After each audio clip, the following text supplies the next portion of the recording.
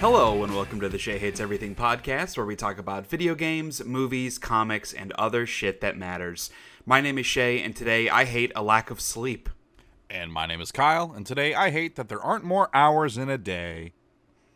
I want there to be more hours in a day so that I can sleep during them. I'm guessing you want there to be more hours just so you can get more stuff done? Yeah, like, it's stupid. This whole last week, I wake up earlier than I want to, and I go to work longer than I want to, and then I have 2 hours to build stuff for the set, which is not enough time, and then we have a 4-hour rehearsal where there's just still not enough time, and then I get home, and it's 9:30, 10 when I get home, and yeah, I've been up for 18 hours. I'm like, hey, okay, I got to go to bed because I got to do it all over again. But I don't want to go to bed. I want to, each of those, I want, 5 hours of set build and, 6 hours of rehearsal. And then every day, and I feel like that would be okay. We might be able to get What stuff about done. relaxing time? No. There is none. There is no. But, if you were going to add hours in the day, wouldn't you want to add a couple hours for relaxing time? No, because I'd need all the other hours to get all the stuff done that I need to get done. Right. Yeah, so the show is next weekend. So, I mean, it opens in less than a week. When's your first performance? You have a school performance this week? Yeah, so we have 2 in-school days where it's Wednesday, we do it for the middle school, Thursday, we do it for the high school, and then Friday, Saturday, Sunday are our public performances. So we have 2 rehearsals left. Yeah. I'm not panicking. You're panicking. Actually, I'm not panicking because at the end of the day, it's high school theater and people that are watching won't care. They'll just enjoy it for what it is. But another school just did Beauty and the Beast. Uh, They just had their opening weekend. So I already know my set looks better than theirs. I saw some pictures, and I fucking killed myself over this set, and it looks very good. But I don't know anything about their performances. Sure. So their kids could be better than my kids. You shouldn't say that out loud. My kids won't I'm listen sure to all this. your kids are amazing. Well, they are. But what if their kids are more amazinger? I guess that is theoretically possible. Right. Highly unlikely, though. Yeah. We have some really solid kids. They're doing a great job. Good. I am. That's exciting, though. New shows are always exciting. I am. Wringing every possible drop of everything I possibly can get out of every single one of those kids. Mm-hmm. And they're exhausted. They all hate you. They're like, I can't wait for next week. Yeah, I feel done. like, I mean, this is not something the listeners are going to know about, but I feel like Dave Carbone, the old band director, that we could all joke around and have fun, or we could be really good and have fun because we're really good, because it's fun to be good. That was always one of my biggest takeaways from him. And of course it was parents. It was never the kids complaining that they were working too hard. It was the parents complaining that their kids were working too hard because parents have to ruin everything for their children. I could go off on a whole tirade about the awful, awful banned parents at Bellbrook High School when I was in school and when you were in school. But yes, that was one of the biggest things that I learned from him that I enjoy and still think about is yes, you can goof around and have fun, but for me, the most fun thing is to be good. If we go out there and we're winning competitions, that's way more fun than dicking around for 2 hours a day for 3 months. Right, and then showing up to a competition and getting nowhere near top 3. Yeah, because that's really disheartening. You don't make memories that way. You can see that in the way that the Bellbrook High School marching band went after Dave Carbone left. Right. I mean, listeners don't care, but when I was in high school, we were one of the best marching bands in the country. Literally a top 20 marching band in the country. For the size of our school, we were top 3, top 2. We won our category of schools in the mid-tier of schools. We won one year. Out of the entire nation, we won. And after Dave Carbone left, Bellbrook wasn't even making semifinals. They weren't even making the top 40, top 50. It makes a difference, man. Yeah. Because they had more relaxed leaders. And I'm not trying to shit on any of the band leaders that came after. They were a product of the circumstances of parents saying, we don't want our kids to have to work as hard as they did. And all of that hard work was well worth it when I was there. That's all I have to say on the matter. Yeah. Frankly. But that's what I try to go into theater with. I try to have a little bit of column A, column B. Like, we joke around and have fun, but if I say we need to flip the switch, we flip that switch, and we buckle down and we get good. But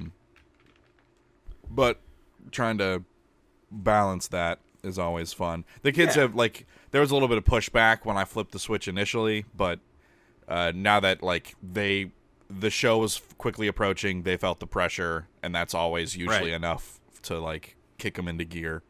So we've been it's tough because getting a lot better. At the end of the day, they are high school students, and they are inherently selfish because they are children. I was one once, I believe. It's been a while, but I think I was there at some point. And, like, at first, it's you're the person stopping them from doing what they want, and so that's why they fight against you. But like you said, as the show gets closer, they start to realize, oh, this is going to reflect on me. If I go out there and don't know my lines, or don't know my blocking, or make a stupid thing, I will get made fun of. So I don't want that to happen. Yeah, I had a really good conversation. I had a really good conversation with one of my seniors about, like, how... So he's been doing it for 4 years now, and he's just not getting as much out of theater as he was. And we threw him a role. He's our Lumiere, and he's always played like the straight man, like kind of a very... He's never had to go too far from his own personality. We've always kind of tried to give him little things to kind of ease him away from just being himself on stage, but for the most part it's mostly him or more reserved, so it's easier to do. But for this, we gave him Lumiere. It's a senior musical. We didn't really have a lot of other options, and I knew that giving it to someone with experience like him, we'd be able to get it out of him. Just it would require a lot of work on his part to get himself there, but I figured he'd be willing to do it, and he's been doing a phenomenal job. He's one of the best people on the stage right now, and which is really good to see. But I guess like he just isn't. It's diminishing returns for him, I guess. But he's one of those kids where he's like, but I know if I'm not on the top of my game, it affects the whole show. It affects everybody else on the stage. If I'm not giving it my best and giving it my all, then everyone else's performances suffer because they don't have as much to work off of and all this other stuff. So it's just a really good conversation with him where I kind of came away from it like, you are going to do just fine outside of this building. Like, if that's your takeaway, you're going to do just fine. So that's good. Yeah, good stuff. Speaking of impending shows, because it's not impending anymore, but Game of Thrones is back. And I bring this up not because we're going to talk about Game of Thrones, because we aren't. My whole point is you don't watch Game of Thrones anymore, which is the reason we cannot talk about Game of Thrones, which is frustrating for me because, boy, howdy, would I love to talk about Game of Thrones. For the past 3 seasons, I've done individual episode reviews. I didn't write one for the premiere. I'm not sure I'm going to write individual episode reviews. I'm having a difficult time with the website right now just because of my time, like literally having time to do stuff and energy to do stuff. So it would be nice. Well, because part of it's like, I don't feel as much of an impetus to write things because I get a lot out on this podcast, which I enjoy doing far more than I do writing. Because it's fun to interact with you. It's just fun to be able to talk through stuff. Yeah. And so I don't always feel like, hey, I don't need to write a review for X because I talked about it for like an hour on the podcast. I would feel similarly about Game of Thrones if I was able to talk about it. But I'm not, because you don't watch the show. But the reason I bring it up is I'm curious because this is the final season, right? There are 6 episodes. And at this point, you know, we're recording this on Sunday. So the second episode is this evening. And after that, there will be 4 episodes left of the show, period. And then it is done until they do a spinoff, because I'm sure they will. That's wild. There's only 6 episodes in this season. Yeah, in the final season. So in seasons 1 through 6, it was 10 episodes a season. Season 7, there were 7 episodes, and now season 8, there are 6. There are a lot of them are supersized. Like, I think 2 of the episodes this season are like close to 90 minutes. Okay. But it's still like, I could go into a whole thing. Judging from the pilot, or not the pilot, but the season premiere, I don't think they need even 6 episodes. I don't think they need to have supersized episodes, because there's not really any story that's happening. But that's a whole... I would love to dive into that with you right now, but I can't. My question is, what would need to happen that would make you go back? Because you stopped watching the show after season 3 when they killed Robb Stark. What would make you, like, watch it? What would make you get back into it after everything's all said and done?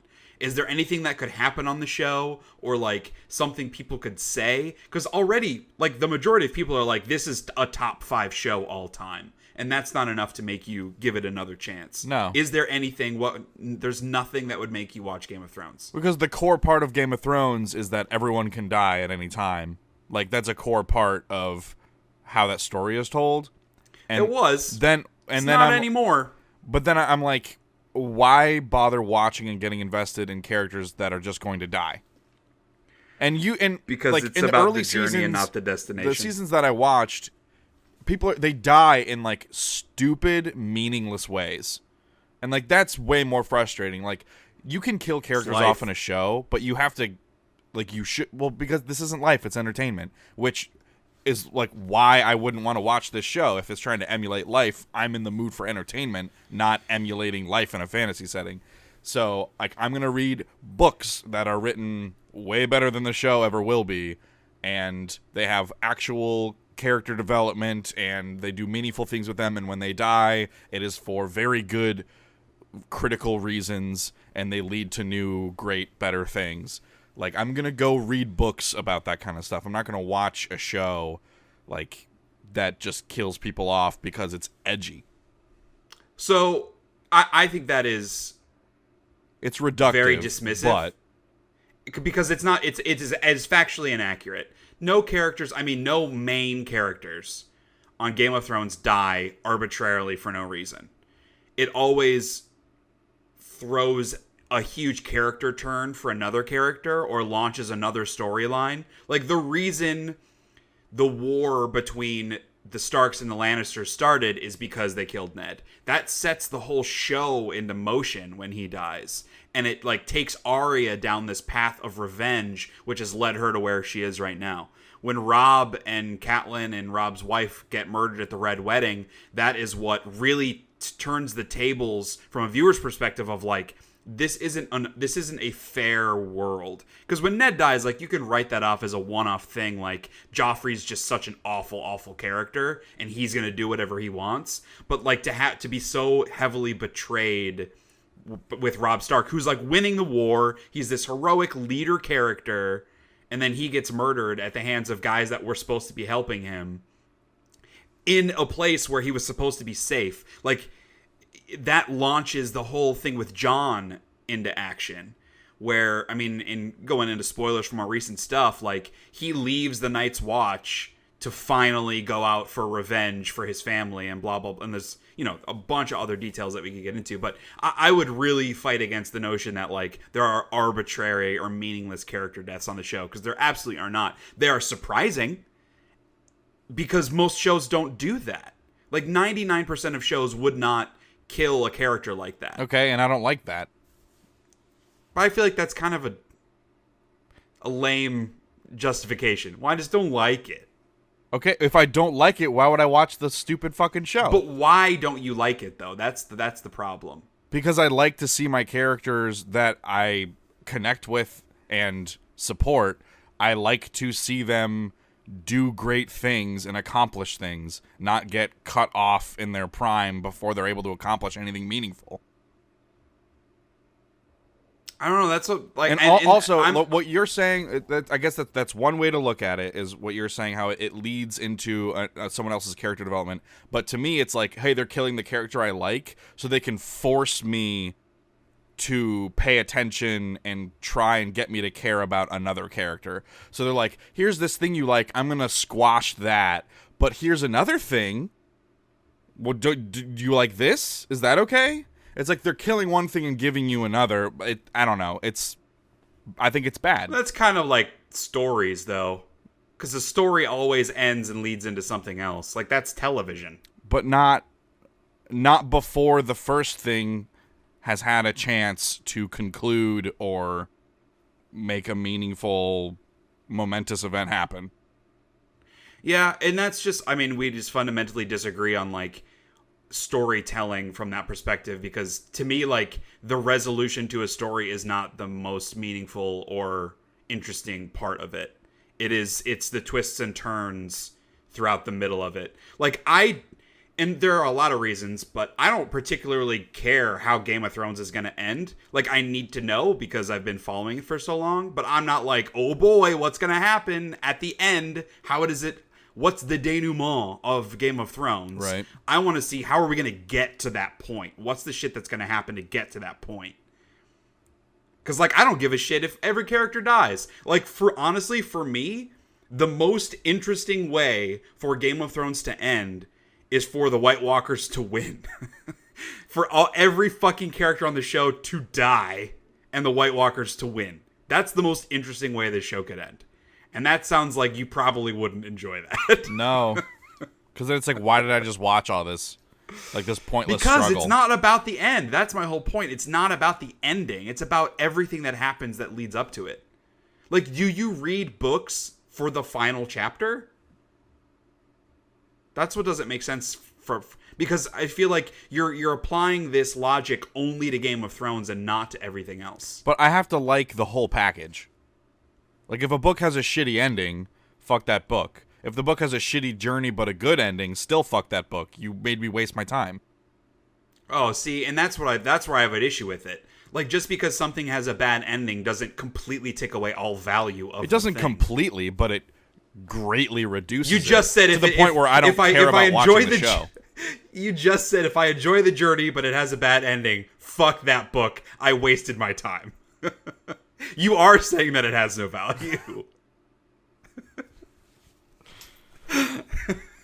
I'm not going to watch Game of Thrones, Shay. All right, okay, and I just think it's an interesting. I disagree, and that's fine. You're allowed to have whatever opinion you want. I think it's an interesting discussion point, and of course, I'm going to call you on it if I don't agree with your perspective. It feels like you need to stop calling me on it because I'm done talking about why I don't want to watch Game of Thrones.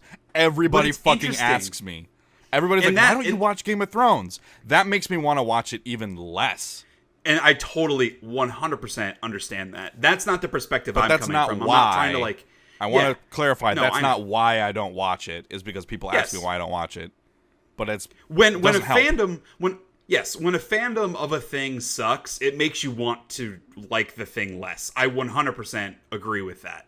There's this like movement of people, and I'm not saying that you are part of this at all. There's this movement of people that are like, I've never watched an episode of Game of Thrones. And they wear that like it's like a badge of honor. And first of all, like, who fucking gives a shit? Well, and two, like, how edgy of you. Like, oh, this thing that everyone loves, I'm not even going to give a chance. That's how cool I am. Well, I mean, that's counterculture. That's just like people being shitty, like, to put a spotlight on themselves.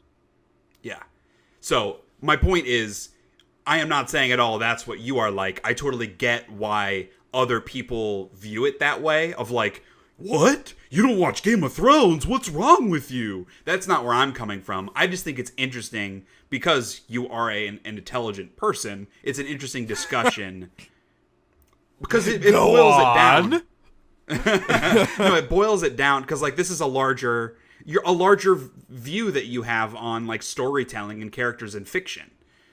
And that's what has been confusing to me is it feels like you have picked Game of Thrones out and not applied the same rules.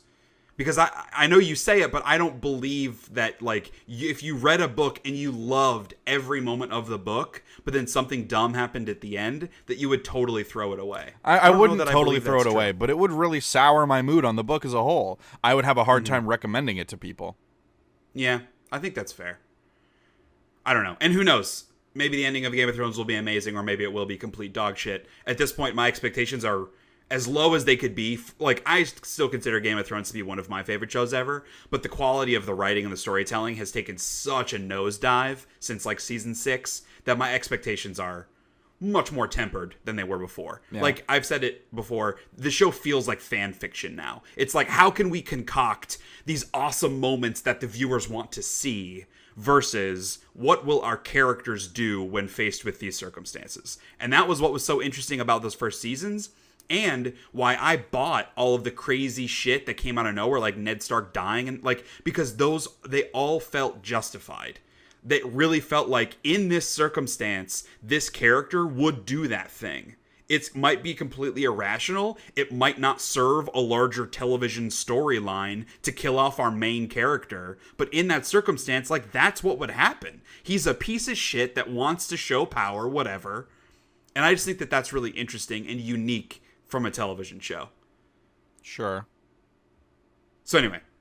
I think there's also an element of, like, I read a lot of fantasy, so it's not like I'm dying for fantasy. Like, I'm already scratching that itch. Right. I still think that you should give the books a try.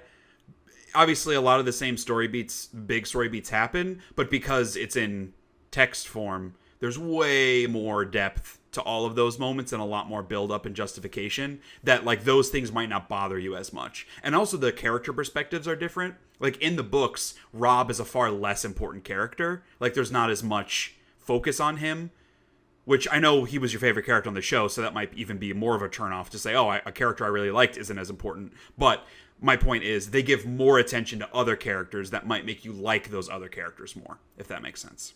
Like, Catelyn Stark gets a lot more attention in the books. So she's just a lot better of a character in the books than she is in the show. She's kind of a nagging mom in the show. So, yeah. All right. I'm not trying to get down your case about Game of Thrones. I just think it's interesting. That's all. That's where I'm coming from. But Game of Thrones is back. I've been watching it. Yeah, my wife is watching it. Write in an email, and I'll talk to you about Game of Thrones, because I can't talk to Kyle about it. So what else have you been doing? So I like the same things as last episode. Played a little bit more Minecraft, a little bit more Stardew co-op, a little bit more Elder Scrolls Blades. I figured out Elder Scrolls Blades, it does have a control setting for, like, the on-screen analog sticks. Oh, but I have to be playing it in landscape. Like, I have to have the tablet sideways in order for it to work, which is why I couldn't figure it out. It won't work if it's, like, straight up and down. Wouldn't that be the ideal way to play it anyway, in landscape? I mean, I haven't played Blades, but I don't know. For some reason, I was holding my iPad like normal, like straight up and down when I was playing it. And then I turned it to the side, and I tried to play it, and the analog stick showed up. And I was like, oh, what the hell? Okay. So, well, that makes more sense because you have a little bit more room on the screen that way. But the problem That's interesting. And the other weird thing is, because if you're playing it in, like, vertical mode, like, I was selecting, like, hey, move the shield icon to the left, because, like, right now it's in the middle of the screen and it's hard to reach. Like, you can't adjust any of those settings in vertical mode. Only those settings are applied. Those settings are only applied in landscape mode. It's just really strange. I don't know. It's funky. But it's fine. I'm opening a chest right now. I have 18 minutes left on a chest. Yeehaw. So in 18 minutes, you're going to hear me either go yay or boo on what I get from the chest. Interrupt whatever we're talking about, because we need to know what's in the chest and if it's good. Sure. I got Supraland, which is like a first-person, three-dimensional Metroidvania-like with really kiddie, like Gumby graphics almost. Mm-hmm. I think I'm done. I played it for about 3 hours. I think I'm done playing it because it's gotten to the point where it's a puzzle game. Like, you're unlocking new abilities and then using those abilities to traverse the areas and solve puzzles in new ways. And it's just basically like a big open world where there's, like, no map that I've discovered. So it's hard to remember where all these things are. And that's my main issue with Metroidvania games, is remembering where to go when I unlock a new ability. And it's also not clear, because some abilities can be used in many different ways, and it's not always clear about how many different ways you can use an ability. Like, it doesn't really tutorialize a lot of those things very well.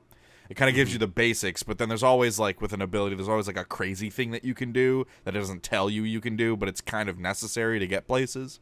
And you kind of have to discover that on your own by playing around with them. It's just, there's a lot going on. Like, I unlocked a triple jump.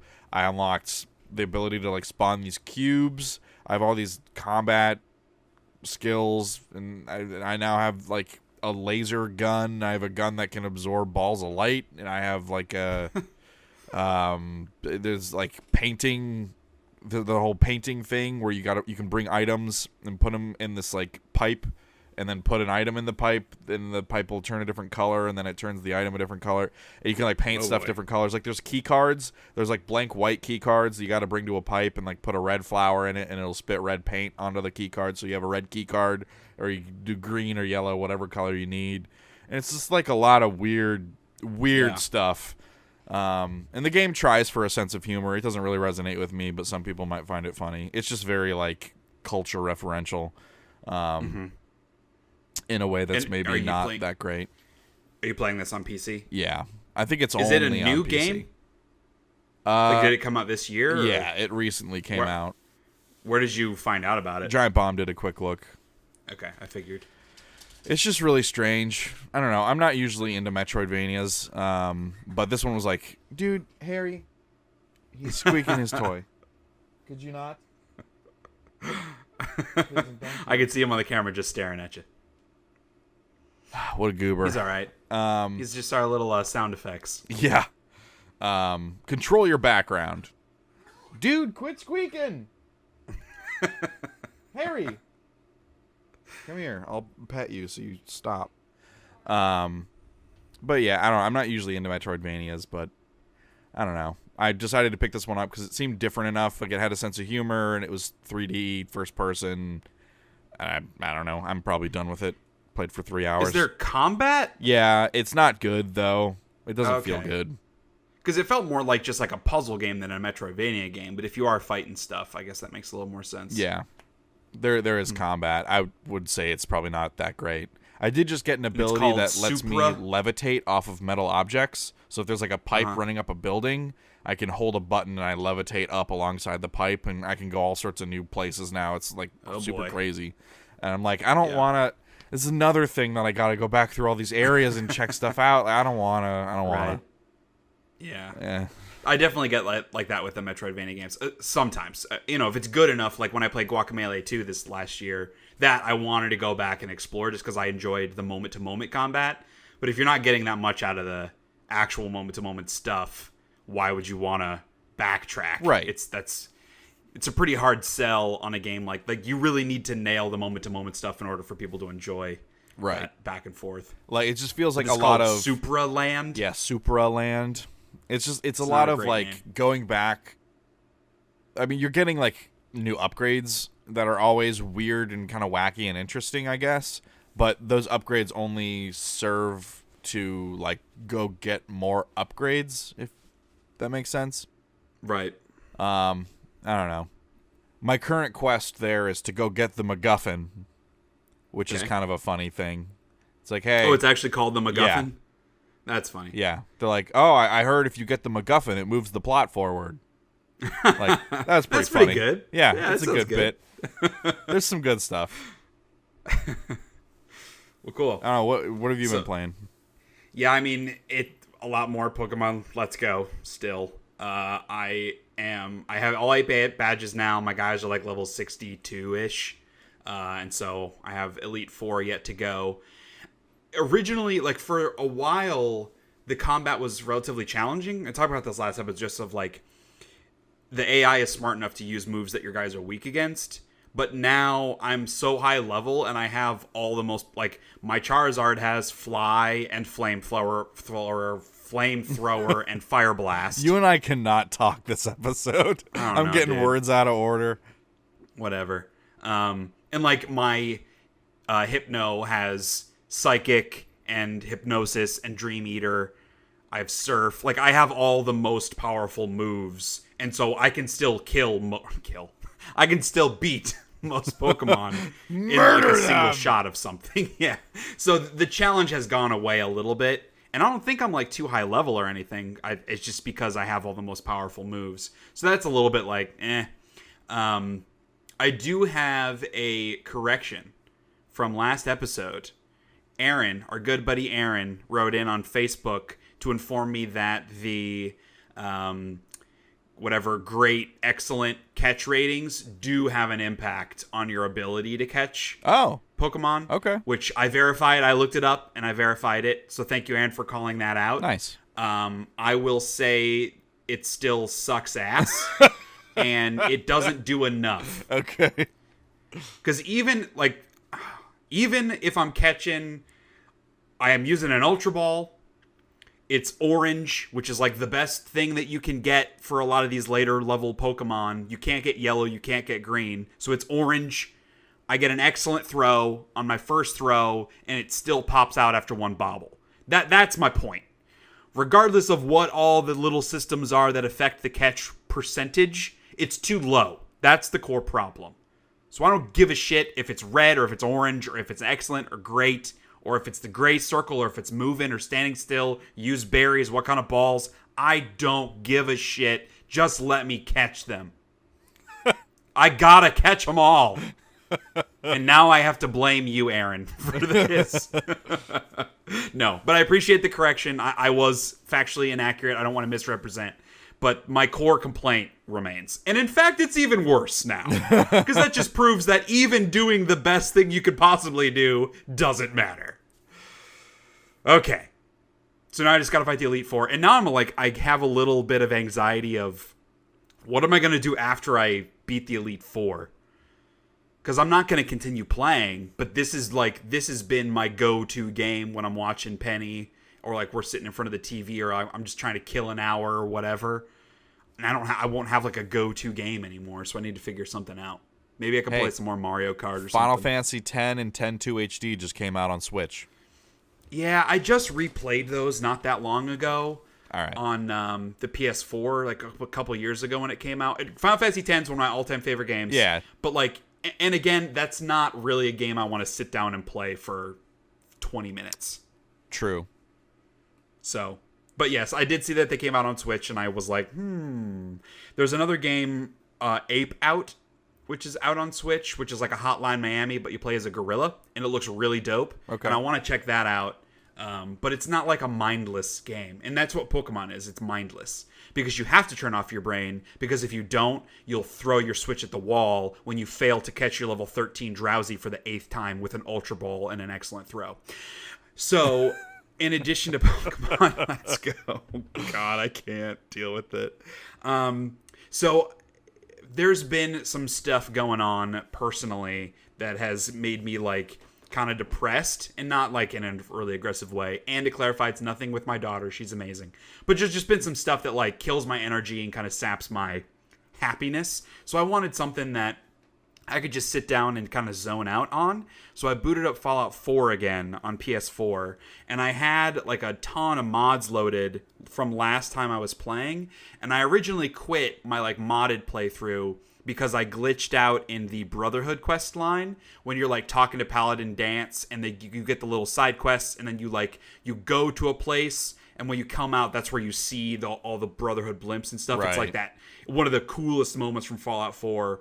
I couldn't talk to Paladin Dance, he wouldn't acknowledge that I was there, and so I was like, well, shit, I don't know what to do now, and I kind of just fell off of the game because of that. So I went back in and I uninstalled a couple world mods, so there's extra exploration and stuff that adds additional houses and stuff you can go into, and I uninstalled some settlement mods just to see hey, if I uninstall some of these mods that have a heavy impact on the load order, will it fix anything? So I went back and tried to talk to him, and I was able to talk to him, but he goes, hey, I'm too busy right now.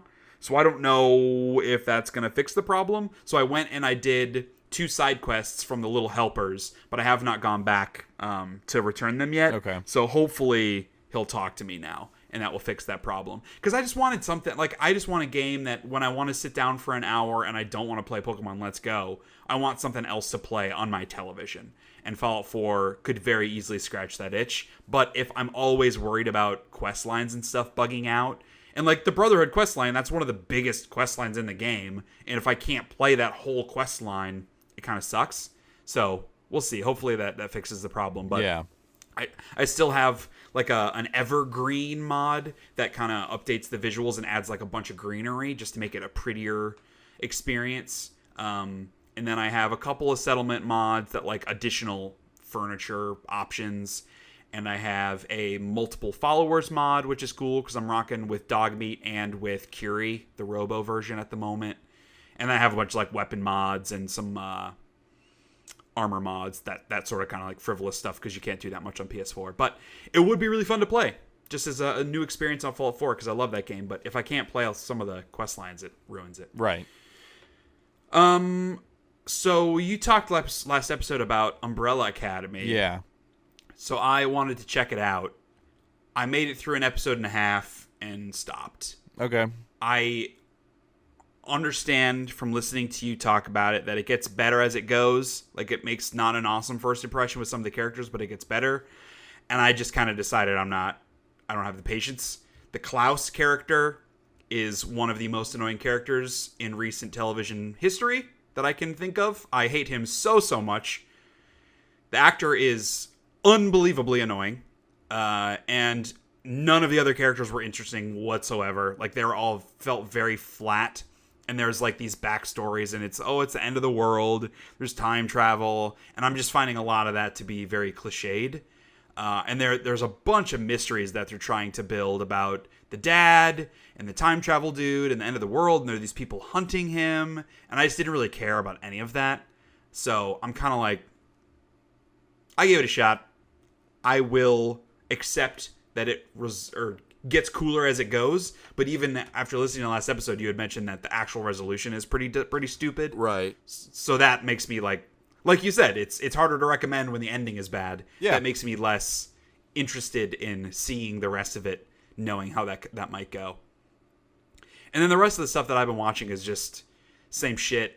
I'm caught up again on It's Always Sunny. I'm kind of annoyed because season 13 aired last year, but they don't have it on Hulu yet, so I haven't been able to watch that.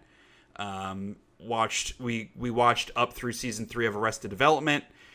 Originally, when they put out season 4 on Netflix, we watched probably 2/3 of it and didn't really like the formatting because it was all like told out of sequence, and each episode was like from a particular, and we just didn't like that. So because we're watching these shows as we're feeding Penny and sometimes in the middle of the night and just to kill time, I don't want to watch something that I haven't seen before. So that I stopped Arrested Development, and I might go back and watch seasons 4 and now 5 at some point, but not for right now. Instead, we've been watching a lot of The League, and we're already almost done with The League. So we got to figure out what we're going to watch after that. Still watching Sons of Anarchy. We're like midway through season 3 when they go to Belfast. It's one of the worst seasons because it's very slow. But just the way that season resolves is pretty epic. And Kelly, she like doesn't remember a lot of the stuff because we watched the whole way through. She watched it for the first time the whole way through 2 years ago maybe. And she loved it. But she doesn't remember a lot of the beats. And so she's like getting surprised again. So that's fun because I have that whole show memorized. I've seen it so many times. And then we ended up finishing The Staircase, which was that murder documentary we were talking about last episode. Right. We had one episode left, so we kind of saw the resolution, and it was a huge bummer of just like, this guy just has to live with this for the rest of his life. And he's out of prison, but his life is ruined. Hooray, justice system. Yeah. Yeah. And then watching some Kitchen Nightmares. I've been trying to get drunk a little bit, like on weekends. Because that used to be kind of our thing. Kelly and I, we'd get drunk on Friday or Saturday night. And then when she got pregnant, she couldn't do that. I still got drunk occasionally. And now that we have Penny, and she's old enough that she can go longer without feeding, and Kelly's producing enough where she can have a couple glasses of wine and then just toss that milk when she pumps. She doesn't have to, that way we're not getting our baby drunk. Right. But we were drinking a little bit last night and watching some Kitchen Nightmares. So that was a good time. And that's kind of it. Nothing like super spectacular and new. I'd love to talk about that Game of Thrones premiere, but I guess you'll just have to write about it. or just start a new podcast, or replace you. It is the Shea Hates Everything podcast, after all. You are very replaceable in this format. It's true. So, what about you? What have you been watching? The wife and I watched Mercy Black, which is a really bad horror movie. It was so bad. Where did this come from? I don't know. I came home and I don't remember if she had already started it and I just sat down and watched it with her, or if I was just like, hey, you need to pick something for us to watch, so she picked it. I can't remember.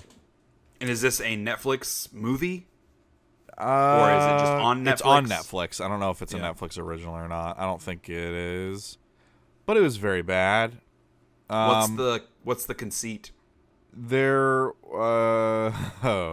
So there was a group of girls when they were younger, and they like made this cult thing around this entity called Mercy Black, and they were like worshiping it, and like they stabbed one of their friends to death, kind of like the Slender Man thing. How the girls stabbed, like in real life, how the girls stabbed their friend to sacrifice Slender Man. It's like a movie version of that, but Mercy Black is like this weird scarecrow looking thing. And so you have to like, Mercy Black requires a blood sacrifice and all this kind of stuff. So the girls did that, and then the one girl it follows her, and she just got out of like a mental rehabilitation clinic after like 12 years or something. And so it's kind of following her and how she thought she'd put it behind her, but Mercy Black is still kicking around and messing stuff up.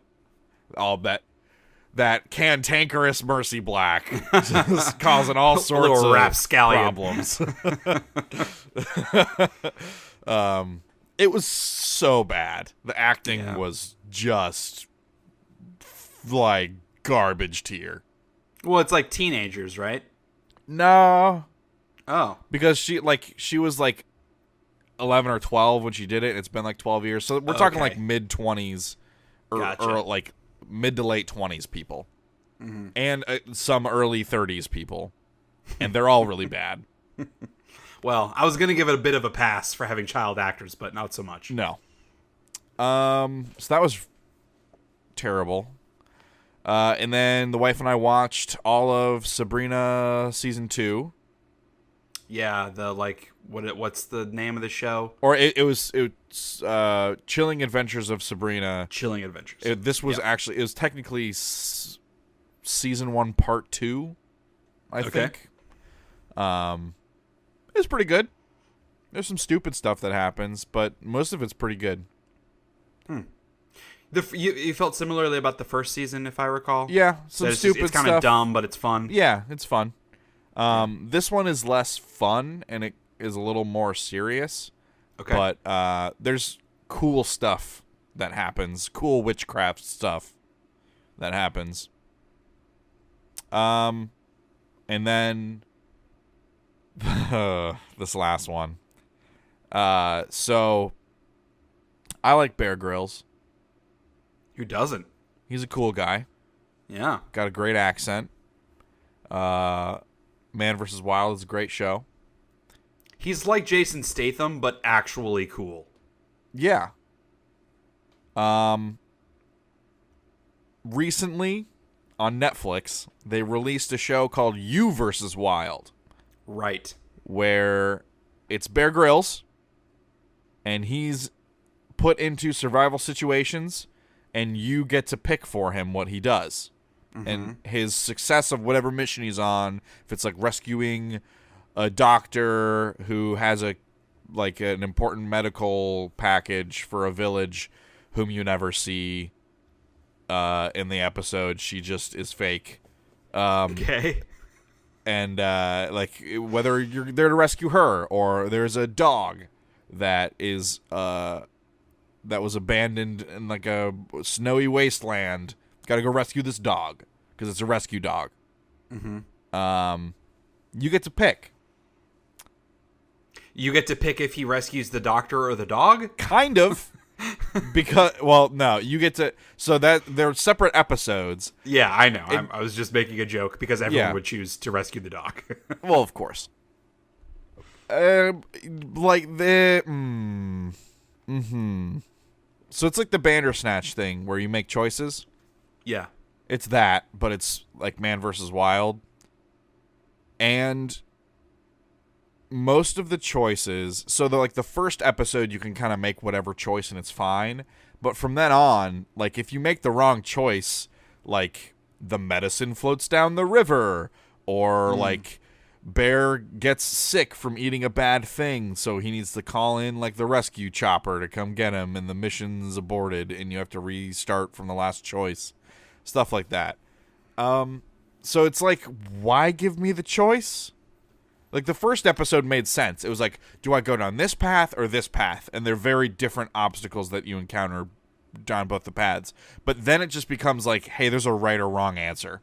Yeah. And you're going to have to it's just going to roll you back to that choice and make you choose again. maybe the goal is like twofold. One, just to show all the crazy shit that might happen if you make the wrong choice, and two, to like teach you, and you're learning what should you do in a certain circumstance.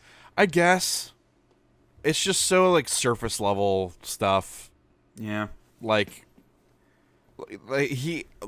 so there was a choice between eating gorse, which is a plant, or like buds off the plant, or grabbing some eggs from a bird nest. Okay. And so my wife chose the eggs. But he didn't take them to, like, cook them on a rock. He just popped the whole thing in his mouth and ate it, shell and all. And then, yeah, no shit, he got sick. Right. It's stuff like that. Yeah, that seems a little dumb. That's disappointing. Like, it seemed like a dumb idea, but, like, a fun dumb idea that I wanted to check out. And I still will. There were some fun moments. That's kind of a bummer that it's not all that interesting. Yeah, there's some fun moments where it's like, hey, should I eat 5 million of these termites, or should I eat this giant, juicy, plump grub? Right. Of course we're going to make him eat the grub. And then you watch him do it. Oh, yeah. And he bites into it, and it's just like all down his chin. Oh, so bad. It's bad stuff. Disgusting. Yep. And then there's also like, hey, it's really hot here. Something you can do is take a rag, pee on it, and wrap it around your face so that when the breeze hits it, it cools your face off. Logical. Yeah. Also smells like fucking pee, Bear. Cool pee. Yeah. Nice At least chili it's not hot pee. Chili pee. Yeah. So, You versus Wild. It's a dumb thing. I feel like we use that description for a lot of stuff on this podcast. Yeah. Yeah, it's a dumb thing. I mean, we're not wrong. Right. That's fair. It tells you most of what you need to know. What do you say we jump into some news? Yeah, let's do it. There were actually some big things. Yeah, wait. Hit me. Oh, you got your open your chest? Has it been 16 minutes? Oh, it has. I gotta perfect timing. Gotta turn off the silent mode so we can get this hot music. All right. This is the sound of it opening. Mm-hmm. Oh yeah. Oh, I got a chest. A remarkable silver shield of embers. That is remarkable. All right. Okay, that's enough. Was that it? I got. Well, no, there's a bunch of other like mats for building stuff. Okay. So was that a good item? It's probably not better than my current shield, but I can sell it for money or break it down for materials to improve my current shield. Woohoo! I'm gonna unlock a gold chest now. That'll be. Okay, good. It asked me first. I accidentally hit the open now, and it was gonna take like half of my gems. But I'm gonna open a gold chest now. So, we're gonna take a 5-hour and 59-minute break, and we'll be right back when I open this chest. No, let's talk about some news. Maybe next week it'll be open, or next podcast. All right, so we have new announcements for Xbox and for PlayStation. So first on the Xbox side, we had talked either last episode or episode before about the rumor of a digital-only Xbox One. Well, it's legit. It's the all digital Xbox One S Yep. It's $250. That's the craziest thing. $50 less. It's only $50 less. That is dumb. That is very dumb. That's how much they think that's worth to people. Yeah. And maybe it doesn't save them that much money to take out the disc drive, which is why they couldn't lower the price that much more, but that seems stupid, especially on the heels that we're probably going to get an announcement for the next Xbox at E3, and it's probably going to come out next fall. You're going to charge $250 for like the lowest tier of your current console when you don't. I mean, and if it's for people with their first console that's like a lower cost entry, fine. But for people that already own a PlayStation or something, why would you buy this? Right. Like for $50 more, you can use discs. Yes. Because I thought about it like, hey, I would like to get an Xbox One just to have it. Because there's a handful of games that I would want to play. But I'm not paying $250 for that, plus all the games and shit. Like, that's just not worth it. The bundle does come with Forza Horizon 3, Minecraft, and Sea of Thieves. But here's the thing. Yep. I believe 2 of those games are already available through Game Pass, so you get them anyways. And Game Pass is the thing you would have with this console. Yes. That's what I was going to say as well. Yeah, the included games are already in Game Pass, which is the whole point of this console. Yep. Scam. I mean, I guess Minecraft is good. People like Minecraft. People will play it. But Minecraft is only like a $20 game or something. Right. So. Yeah. And I guess in a similar or in a related story, they are combining Xbox Live Gold and Game Pass into one subscription, which isn't mandatory, but you can do it this way and it saves you money. Yeah. It's called Xbox Game Pass Ultimate. It's $15 a month. So you get access to all the Game Pass stuff. It's like over 100 games. And the Xbox Live Gold, the online multiplayer, for $15 a month. Which is pretty decent, right? Yeah, that's like Netflix, I think, right? $180 a year. What? Wait, that's not right. No. $90 a year. Yeah. No. Yes. No, 180. Oh, you're right. 10 times 120 and then 5 times 10 times 15 is 150. And then another 2 times 15 is 30, 180. Huh? No. I know. We did the same math, but with different numbers. we're explaining it wrong. I know. Yes, it's $180. Which, like, is reasonable, I suppose, for the value that you get through... Well, right. Like, it's 3 brand new video games. Right. And you get access to way more than that for Game Pass. So, if you own an Xbox and you play a decent amount of games, you should get Game Pass. Yeah. Like, there are going to be at least 3 games that you're willing to play in a year. But if you combine those two things, the all digital Xbox One S and the Game Pass Unlimited or Ultimate or whatever, what is that? $250, $350, $430, $400. So $430 for your Xbox One and a year of Game Pass.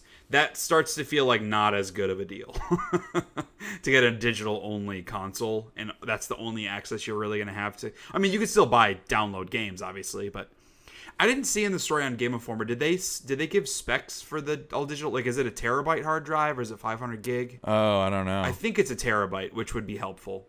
Yeah, a terabyte would be necessary. Digital only, like... Yeah, 500 gigs wouldn't nearly be enough, especially with the Game Pass stuff. I imagine it's a terabyte, but yeah. So I don't know. It's not quite that like low cost entry on an Xbox, but yeah, I could theoretically see how someone might find value in that. There's not enough value there for me, but for somebody. And then on the PlayStation side, we kind of got an announcement for the next PlayStation console. It was an interview with Mark Cerny, who's the systems architect, who basically talked about like the specs of it. So it's got the solid state hard drive that it has, can support ray tracing, which has never been done on consoles before. It's like ray tracing is like the new graphical hotness. Yeah, and which really like, I guess it's beneficial for making games. It helps streamline the creation process because you don't have to bake lighting for every single like environment.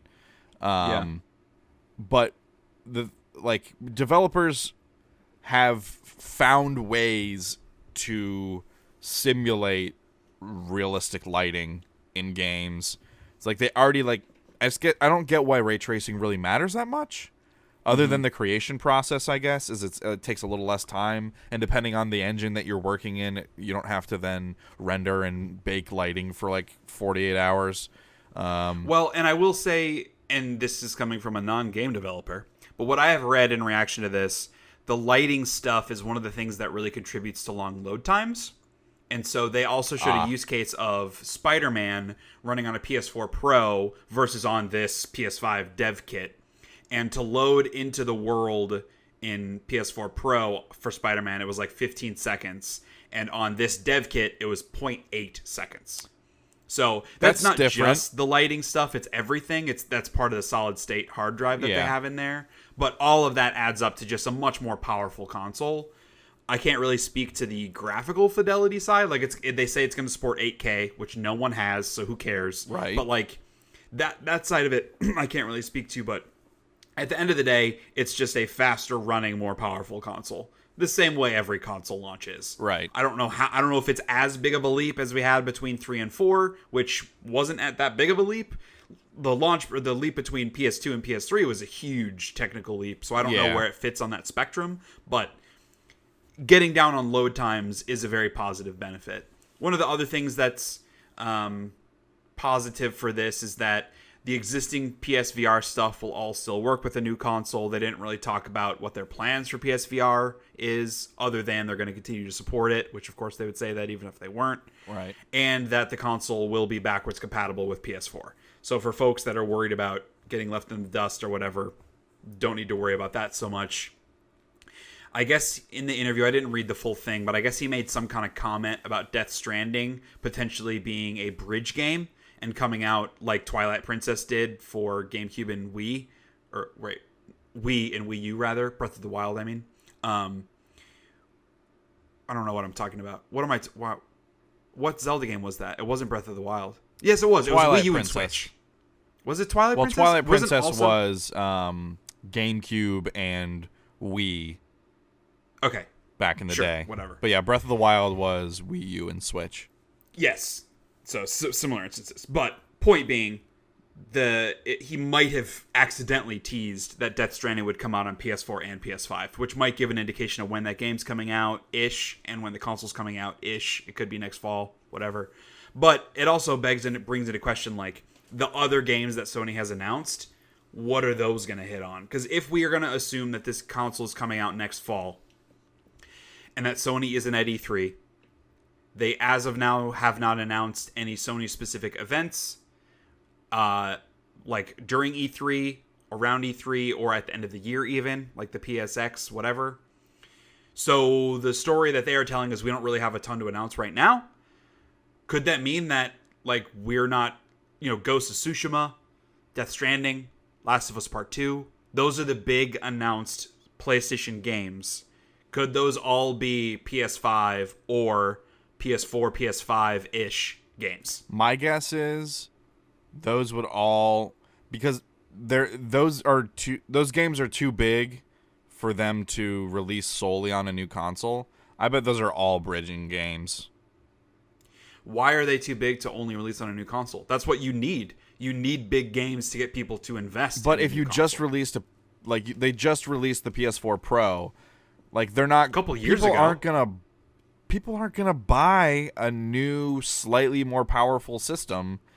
Like it depends on how much more. It's gonna be cost prohibitive too. Like they said, it's gonna be like what did they say? I think Mark Cerny said something about the pricing being in line with like consumer trends or something or whatever. But I'm assuming $500-$600. Oh no! See, I got the opposite vibe. The what I read from that was that it would be affordable. That it wasn't going to be an insanely priced $600 console the way that PS3 was. That it would be more like when the PS4 came out and it was $400. That's what I got from his statement. I look at these specs. I don't see how it comes in anywhere underneath $5. I mean, obviously, we'll find out at some point. If it is crazy expensive, I definitely see your point. But if it is more $400 to $450-ish, you need big games for people to buy it. Yeah, but especially if it's not that big of a technical leap. But in order to sell enough copies of those games to make your money back, you also need to release them on the current gen. Well, it's all a cost-benefit analysis. Because at the end of the day, will you sell fewer copies if you release Ghost of Tsushima as a PS5 exclusive? Will you sell fewer copies than if you launch it on PS4? Obviously. But will that cause more people to buy a PS5 than would have, and therefore lead to more sales of other games that launch on PS5? Also, absolutely. Yeah. So there's a bar chart somewhere with people a lot smarter than you or I that are crunching those numbers. My only point is, given what we have seen from Sony, which is not much, and that we don't have release dates for any of the games that they have announced, is it feasible that all of these games are coming out on PS5? Because think about it this way. If they announced PS5 with exclusive titles, Death Stranding, Ghost of Tsushima, The Last of Us Part 2, Horizon Zero Dawn Part 2, all coming out within the first year, and say the next year you're getting a sequel to God of War and to Spider-Man, who wouldn't buy it? Yeah, and I guess it's backwards compatible with all your PS4 stuff. Totally. Yeah. I 100% think some people would feel a bit burned just because that would mean like 2 years kind of PlayStation not releasing anything huge. Like, hey, Days Gone is coming out. That's kind of the biggest game that they have in 2019, right? I think we've had that conversation. But like, I mean, because Dreams, like little stuff like that. But there would be a little bit of like a annoyance that they announced these big games over a year ago and they're not even coming to the console that I own. And especially for a lot of people like me who went out and bought a PS4 Pro after it came out. Like, man, I bought it like a year after it came out because I wanted to play the next stuff on my PS4 Pro. And then I'm not really going to be able to do that because all the games are going to come out on PS5. Will I be a little annoyed? Sure. But at the end of the day, because I traded in my stock PS4, I paid $150 for a PS4 Pro. Like, it's not like I don't feel like I lost out on that deal because everything I've played on it, including Spider-Man, was insanely better than it would have been on my standard PS4. So there's like a huge back and forth there that they are having those conversations. I'm only saying, like, is it feasible that none of the games we have seen announced will even come to PS4? And I think it is definitely feasible. I don't know. I feel like they can't do that because they will take a massive PR hit. And that was the only thing that kept them ahead. Well, not the only thing, but that was a big thing that kept them ahead of Xbox this generation, was that Xbox had a huge PR hit with the whole used games debacle. And Sony has had a lot of smaller PR hits in the past 2 to 3 years. Right. I don't think they could take something like that without feeling it pretty hard. Yeah, I think that you can, like, Sony is a two-headed monster. Like, they have that hubris, right? Like, they have the whole, oh, it's $5.99 PS3. They have that side of the cockiness, but they also have the, like, here's how you play, or here's how you share games with other people on PS4, and they just hand over the copy of it. Like, they have that both, and coming out $100 cheaper than Xbox One. Like, they have both sides. So it's like, which one do you believe is the predominant side of Sony? Because even historically, at the end of the life cycle on PS2, at the end of the life cycle on PS3, like, at the end of days on PS2, they released God of War 3. At the end of days on PS3, they released The Last of Us. They have put out huge games in that last year of their consoles and have continued to support both those consoles several years after the new one has launched. Right. Obviously, with this backwards compatibility, that makes it that much easier. But, like, I could 100% see it happening both ways. And that's kind of like, that's partially what makes it so complicated. Do I want The Last of Us Part 2 to come out in March next year? Totally. But can I see them waiting until March of 2020 and having it come out in the launch window of the PS5? I can totally see that too. So, I don't know. At the end of the day, I want the games to be the best they can be. but I don't want to wait too long for them. It's kind of like that balance. Yeah. So if the game is going to be fundamentally better by taking longer and being on a new hardware, that's fine. I'm willing to wait. I'm going to buy, and so are you, going to buy a PS5 when it comes out. Yeah, well, because I never bought a PS4 Pro. I just have my launch PS4. Right. So, and that's why I didn't buy a Pro, because I was waiting for the announcement for the 5. Right. And I guess I should clarify, it depends on the pricing and the actual specifications of the PS5, whether I will buy it day one. Because if I can play stuff, if I'm not missing out on any new games for the first year, and it's not a huge upgrade for me, but it costs me an extra $300 to upgrade with trading in my PS4 Pro, then yeah, I probably will not do that. But if there are exclusive games on PS5, the console's $400, yeah, I'll buy it. So there's still a lot we need to learn. But with them already talking about this, I would imagine we're going to get an official unveiling at some point, probably after E3, which is also leads me to believe that Xbox, they're going to announce their next console at E3 to get out ahead of PlayStation. Right. Because they announced the all-digital Xbox One. They announced the combining of their two live services in the wake of these PS5 details to try to get some of that PR back. So this is their opportunity to get out and announce it officially before Sony is. Yeah. With Sony not being at E3, I think it'd be a huge missed opportunity if they didn't do that. Well, I don't know, because how many years has it been? Well, because did they release the Scorpio before the Pro?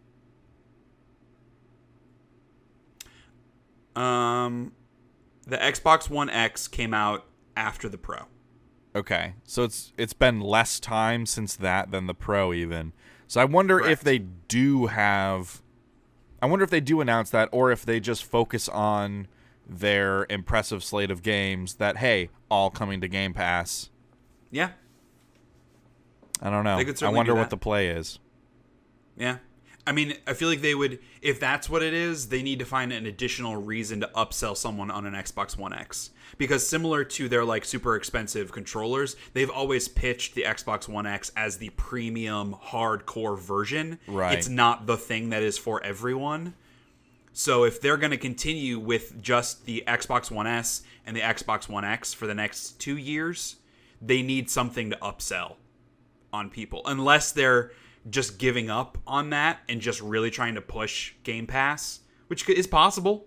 They're really pushing third-party partnerships, getting their games on Switch, more games on PC, cross-buy, whatever. That could be their strategy. Maybe from a console perspective, they care a lot less. Well, yeah, and they're happy with the power of the Xbox One X for people that want that premium experience. Right. Well, and also, like, if you announce a digital-only, a lower price console, you're trying to appeal to a larger market. You're trying to get a larger user base, and the other angle you attack that from is title lineup.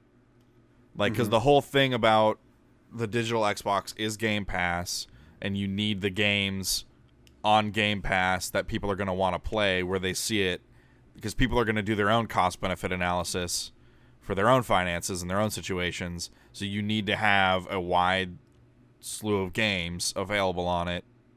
So I don't know. Maybe this year for Xbox is just titles. I don't know. Could be. I still feel like it would be a miss. And if it's not their strategy, it's not their strategy. But if it is their strategy, I think it'd be a missed opportunity to not announce that console at E3. Right. Because they are one of the only games in town this year. Yeah. So, like, Nintendo's already pulled back. Sony's not having a presence at all. EA is basically not having a presence. Like, they're one of the few games in town now, especially looking at Ubisoft and Square Enix and Bethesda from past years and anticipating their lineups. Like, I am measuring myself for a very underwhelming E3 this year, because we're at the tail end of the life cycle. So if they could get out and announce their new console, like, that would be the predominant story by far. And that's what you want from something like E3. So, interesting times, to be sure. A lot of different directions they can take it. We certainly have opinions. I'm not going to say that my idea is the correct one, because they're smarter and make way more money than me for a reason. But that's where I'm coming from. sticking with PlayStation, you can now change your PSN name. Hooray! But it's a mess. Yep. So this is something people have been asking for a really long time. I, in a perfect world, would want to change mine. I go by Mighty Manotor most places, but my PSN is DW_drummer22, which is a bit long and whatever. So I would want to change this theoretically, but given the response to this already, which is that Sony has been very clear, this can fuck some of your shit up. Like, you might lose game saves or access to content that you bought, like DLC, or some in-game aspects might not work, stat tracking might not work, trophies might not work. Good luck. Yep. I'm like, okay, why would I do this? I'm not that desperate to change my name. It's ridiculous. So they've already said there are a couple games that they know have a big impact with this. Little Big Planet 3, The Golf Club 2, which I'd never even heard of, Everybody's Golf, and Onrush. And I know Onrush at least is a PS Plus game. I don't know if any of the others are PS Plus games, but yeah, it's dangerous. Go with care. I just don't understand, one, how this is such a problem for them, given that Microsoft did this years ago, and two, how they can launch this feature or service with so many issues and feel okay about it. Well, neither of those things however make their sense. back end is structured, it's incredibly difficult, and they launch it because people won't shut up about it.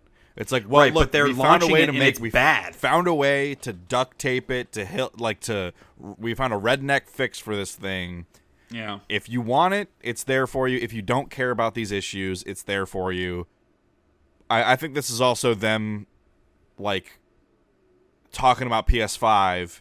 Maybe this is something going forward that they're like, hey, we're going to have this. Like, you will just be able to do that. We're going to make sure we set it up next time to where, like, that's not going to be an issue. I would like to hear them say that. Though.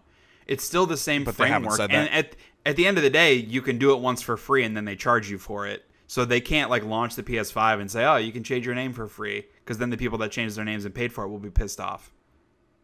Yeah, I don't know. I don't see how a new console solves the problem. I totally agree that there's something fundamental to their infrastructure that makes this really hard to do. But my point is, at the end of the day, if it's really hard to do and you can't do it well, don't do it.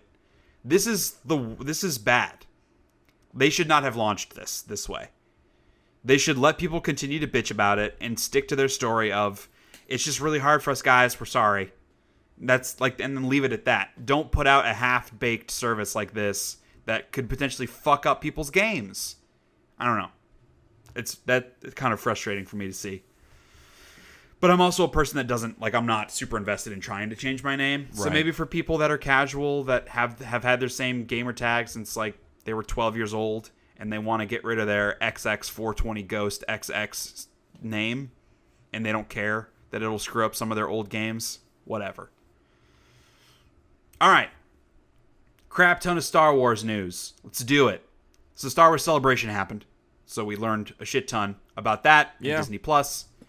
We saw the release or reveal of Star Wars Jedi Fallen Order, the new game coming from Respawn that Vince Zampella so enthusiastically revealed at last E3.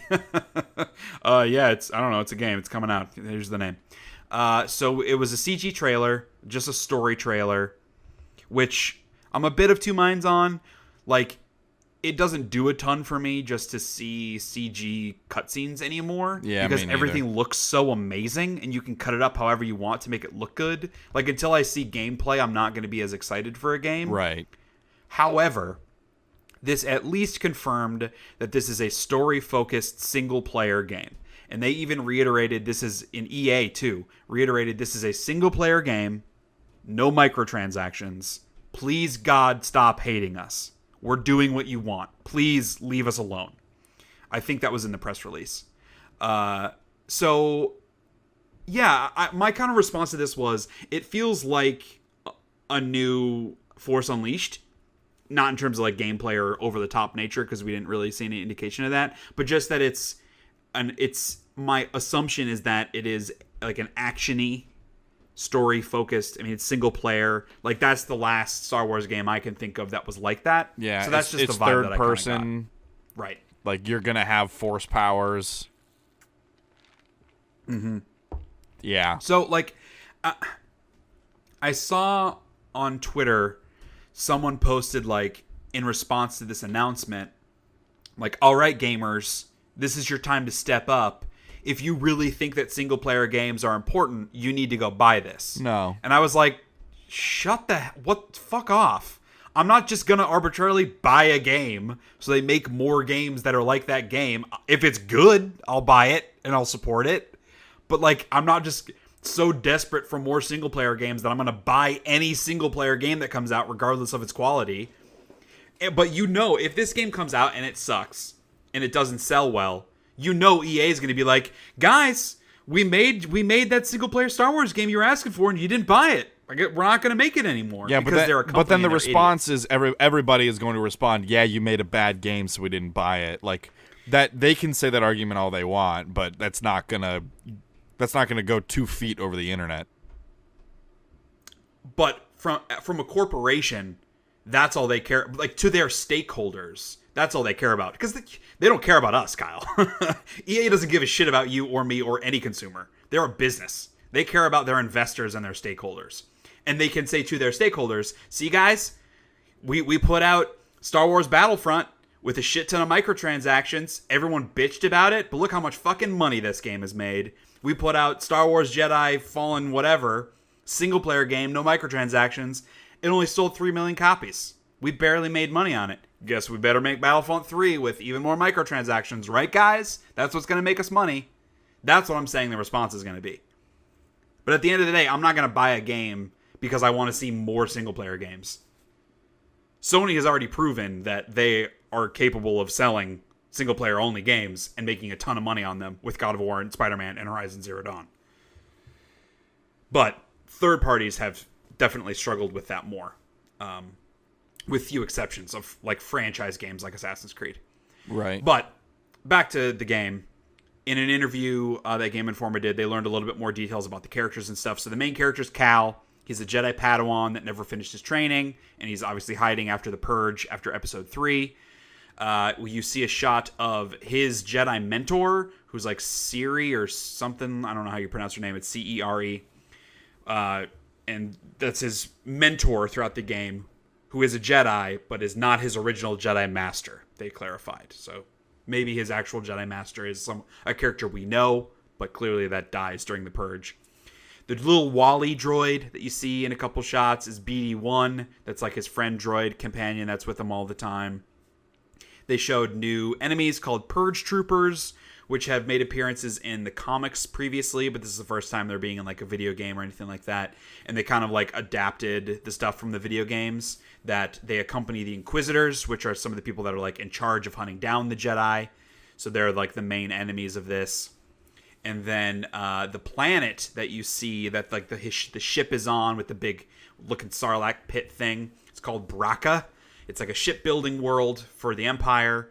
And that Sarlacc pit thing they described as being a living garbage disposal for the planet, which is why they have the shipbuilding stuff on there, because they can just like, shoot, mess this part up, just throw it over the edge, the giant monster will eat it, which is a pretty cool idea. And the game's coming out this year. Just like they originally said in 2019, it releases on November 15th. So, as I said, it being a CG trailer only, I can't like say like, oh yeah, I'm buying the hell out of this. But there's enough about it that seems interesting. The track record of Respawn makes me give them the benefit of the doubt. So I'm excited to see more. Am I the only person that saw the trailer? Am I the only person here that saw the trailer of the two of us? Mm-hmm. And my immediate reaction was, we're really just going to make another Force Unleashed where I play another white dude. It's Star Wars, and yes. I'm playing another white dude. Are you kidding me? I had that reaction as well. Okay. At the end of the day, this is a game coming from EA, one of the largest video game publishers, who is trying to appeal to as broad a market as possible. And what's the biggest demographic of gamers? white dudes. I'm not saying that that's the way they have to do it, but if you look at video games, and like I use the Assassin's Creed Odyssey as my example for this. They put out a game where you could pick the female character or the male character. Literally everyone that played the game as the female character said, this is the way to play it. You should play as Cassandra. She's amazing. The dude sucks. If you look at the demographics, 70% of gamers played as the guy. And this is in an industry where people, quote unquote, have been clamoring for more female main characters, more representation in games. And 70% of the people played as the dude, the white dude. At the end of the day, that's the major demographic. I'm not saying I agree with it. I'm not saying it's okay. But I'm saying from a business perspective, that's the thing that makes sense. It is way less creative and interesting, but it's the thing that makes the most business sense. That's where we are. I'm with you. I'm totally with you. Horizon Zero Dawn was one of my favorite games of 2017. Just like, and it had a female protagonist. Male or female. Could be an alien. Could be anything. True. Could be a droid. True. I didn't even think about maybe the fact not a that droid, it could be an droids alien. can't feel the Force, but right. Could be anything. Right. Yeah. It's just like fucking be creative. I think here's my thing though. I feel like the industry as a whole is way better about diversity in games than it's ever been, and it will only continue to get better. I don't think it's fair to call out every game that doesn't have a diverse main character, because like, is the goal really for every game to either feature a female protagonist or a minority male protagonist and have no games have white dudes as the main characters? No. Like, that shouldn't be the goal either. It's just more better equal representation. Right. And so, and I totally understand this is a high profile game. It's Star Wars. It's EA. It's the single player game people want. And yes, it's a white dude. And that's kind of annoying. But there are, thankfully, far more games that are not that nowadays. Yeah, my thing is just like, it's Star Wars. It could literally be anything. It's not just... You're 100% right. It's not just human races. It's not just male, female. It could literally be anything. And how much more interesting could that be? Right. But whatever. I'm with you. Also at Star Wars Celebration, we got the trailer for Star Wars, the next movie, Episode 9. And I actually, before it happened, and we were planning on talking about some Star Wars stuff, I was like, oh, we're going to get a trailer for this soon, because it's supposed to come out in December. And then we got a trailer before I could even make that prediction. Right. So, Episode 9 is called The Rise of Skywalker. People have a lot of opinions on Star Wars, and we're all surprised. So, taken at face value, Star Wars The Rise of Skywalker, I think it's kind of a dumb sounding title for the movie. It is interesting because it could have a lot of implications and a lot of different potential meanings. The most obvious of which is that Rey is actually Luke's daughter. Kylo was lying to her that her parents are nobodies. And that's and this is a story of how she becomes the new Force Master and whatever implications afterwards. That's definitely what the trailer wants you to think, the way it's edited 100%. Together. Which 100%. I firmly believe that's a red herring. Totally. Because every other trailer for all the other Star Wars movies have done similar things. Right. Where it makes you believe, like, oh, this is what's happening, and it isn't, because they want to trick you, because that's the point of a trailer when it comes to a movie like this. Like, Star Wars trailers aren't about, let's show you a little bit about the movie and convince you to come see it. Because they don't need to convince anyone to come see it. The point of the trailer is to get you hyped up for what might happen. And there are a lot of moments in this trailer that are hype, nostalgia moments that I believe will not play out the way that the trailer wants you to believe. Right. One of which is the title of the film.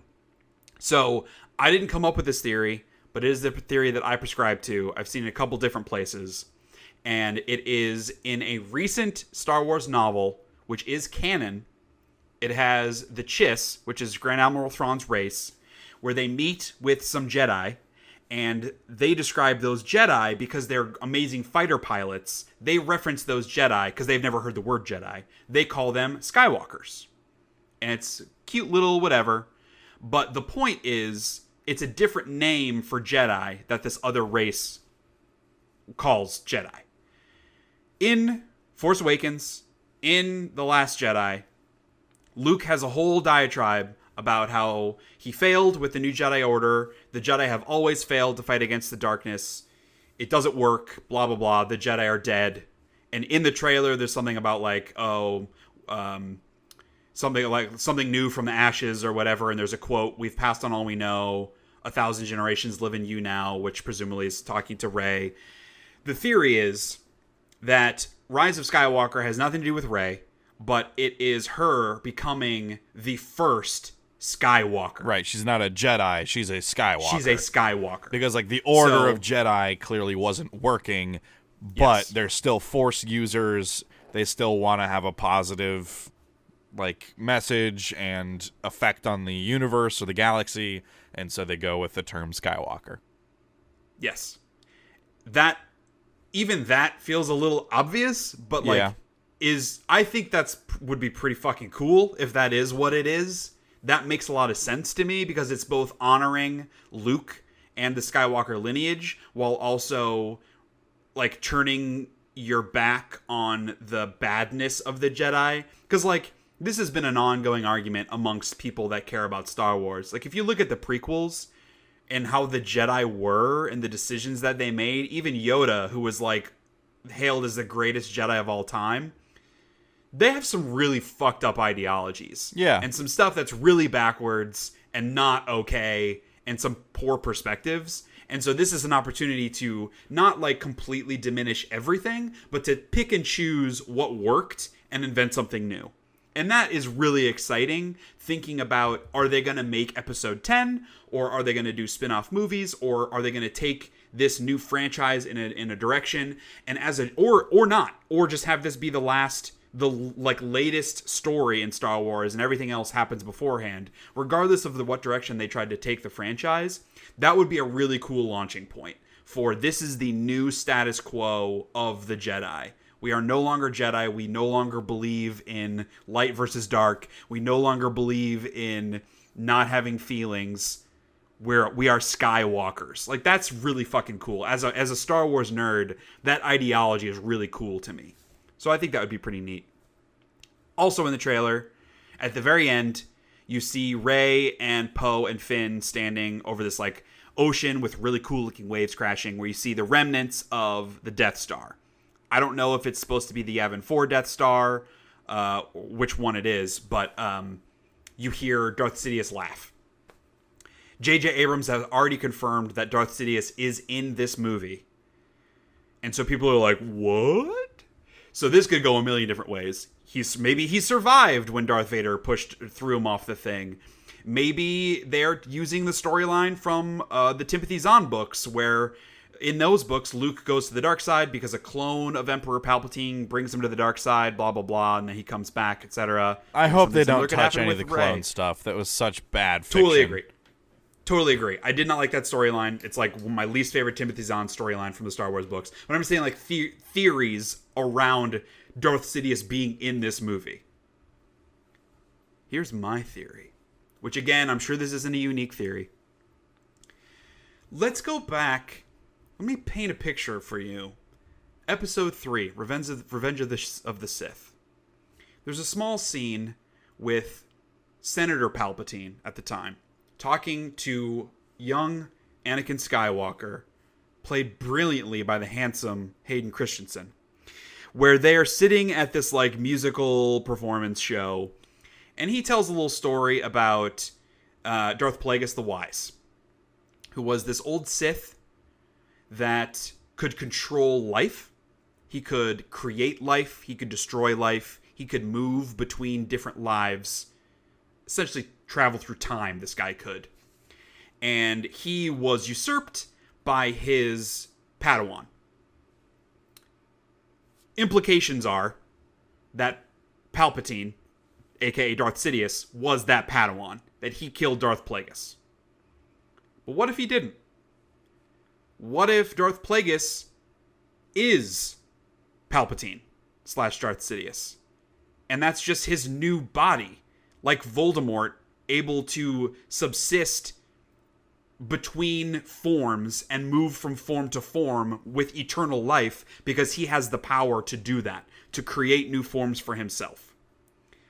What if, after Palpatine dies, aka Darth Plagueis, he moves to a new form called Snoke?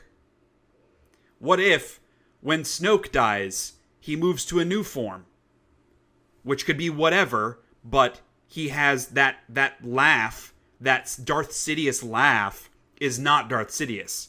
It's Darth Plagueis.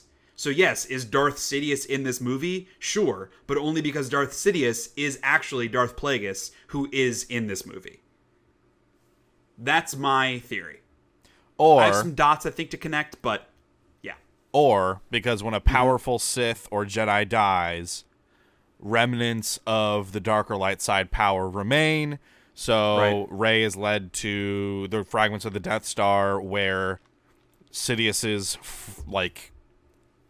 dark side essence still resides and permeates the ruins of the Death Star, and Rey has a moment like Luke does in the jungle on in the swamp on Dagobah, thank you. Which the whole reason Yoda was there was because he fled there because Order 66, and there was a powerful Sith who died in Dagobah, and Yoda was using his powerful light side and the remnants of the powerful dark side of the Sith who died there to cancel each other out so he couldn't be detected, blah, blah, blah. So what if Rey is doing a similar thing and she is going somewhere to mask her presence from whoever might be hunting her? Or what if Rise of the Skywalker is just referring to fuckboy,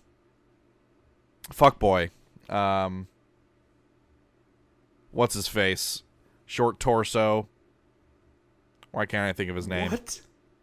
The new Hayden Christensen, why can't I think of his name? Finn? No. The new Hayden Christensen. Kylo Ren? Kylo Ren, thank you. What if... Because Kylo Ren is technically a Skywalker, because he's like Leia's son, so he's a Skywalker. So it could be in reference to him. Maybe his rise to power or rise to the light side. Maybe he didn't actually kill his father. Maybe Han forced his hand, like people say. No. He killed his dad. He's a piece of shit. So... And that's my thing with this, because obviously a lot of people want to see this redemption story, because that's kind of the arc of all of these movies. The redemption story of Kylo Ren, and I'm like, fuck that. If they make it so that he comes back to the light side, I'll be pissed off. He has done everything he did in The Last Jedi and at the end of Force Awakens. There is no redemption. And Rey even goes as far as to say that in The Last Jedi. And I just don't, I cannot believe that that's what's going to happen. And if it is, I'll be really annoyed. There's already been, it's not a tiff, but it's a little back and forth between Rian Johnson and J.J. Abrams. Of Rian Johnson, he came out, he's like, oh, this movie looks amazing, I'm so excited. Fuck off, Rian Johnson, no one gives a shit. But also he was like, if they want to undo some of the stuff I did in The Last Jedi, that'd be cool with me. Which is also annoying as hell, because then he even is admitting what I did was unpopular and doesn't matter. Like, what the fuck, you fucking piece of shit. I cannot stand this fucking guy. I will never see a Rian Johnson movie, period. Ever again. I don't want to support anything he does. Fuck off. But all of those things that you just described all feel could be completely accurate, but those all feel like the most obvious answers to these questions. Right. Like the force memory of Darth Sidious being in the remnants of the Death Star, all that shit. 100% could be the answer, but that's like the most obvious answer, and therefore the least interesting answer. I would love... And obviously, they're my theories that I prescribe to, so obviously I would prefer those to be true. But I just think that those things are so much more interesting. To think of Rey creating this new order called the Skywalkers, to think of the main villain from the prequels being the same villain from the trilogy, from the original trilogy, from the new trilogy, that overarching storyline could be really cool to tie all those things together, versus Rey is actually Luke's daughter, and she has a dark side experience on the Death Star where she hears Darth Sidious's voice, which is essentially the same as the thing that already happened to her in The Last Jedi, which is essentially the same thing that happened to Luke on Dagobah. We're repeating ourselves yet again. Like, those are just such uninteresting answers to those questions. Right. The biggest thing that I got out of this, though, was Lando! Lando is in this, and I'm super hyped about it. I was annoyed that he wasn't in either of the previous movies, so I'm glad he's there. Billy D's looking a little aged. Yeah. But he's still looking charming as hell, man. I'm pumped. I should say I'm pumped for Lando. For the actual movie, my expectations are as low as they could possibly be, just because of The Force Awakens, while good, was not particularly interesting as a movie, and The Last Jedi was arguably worse than the prequels. So, yeah.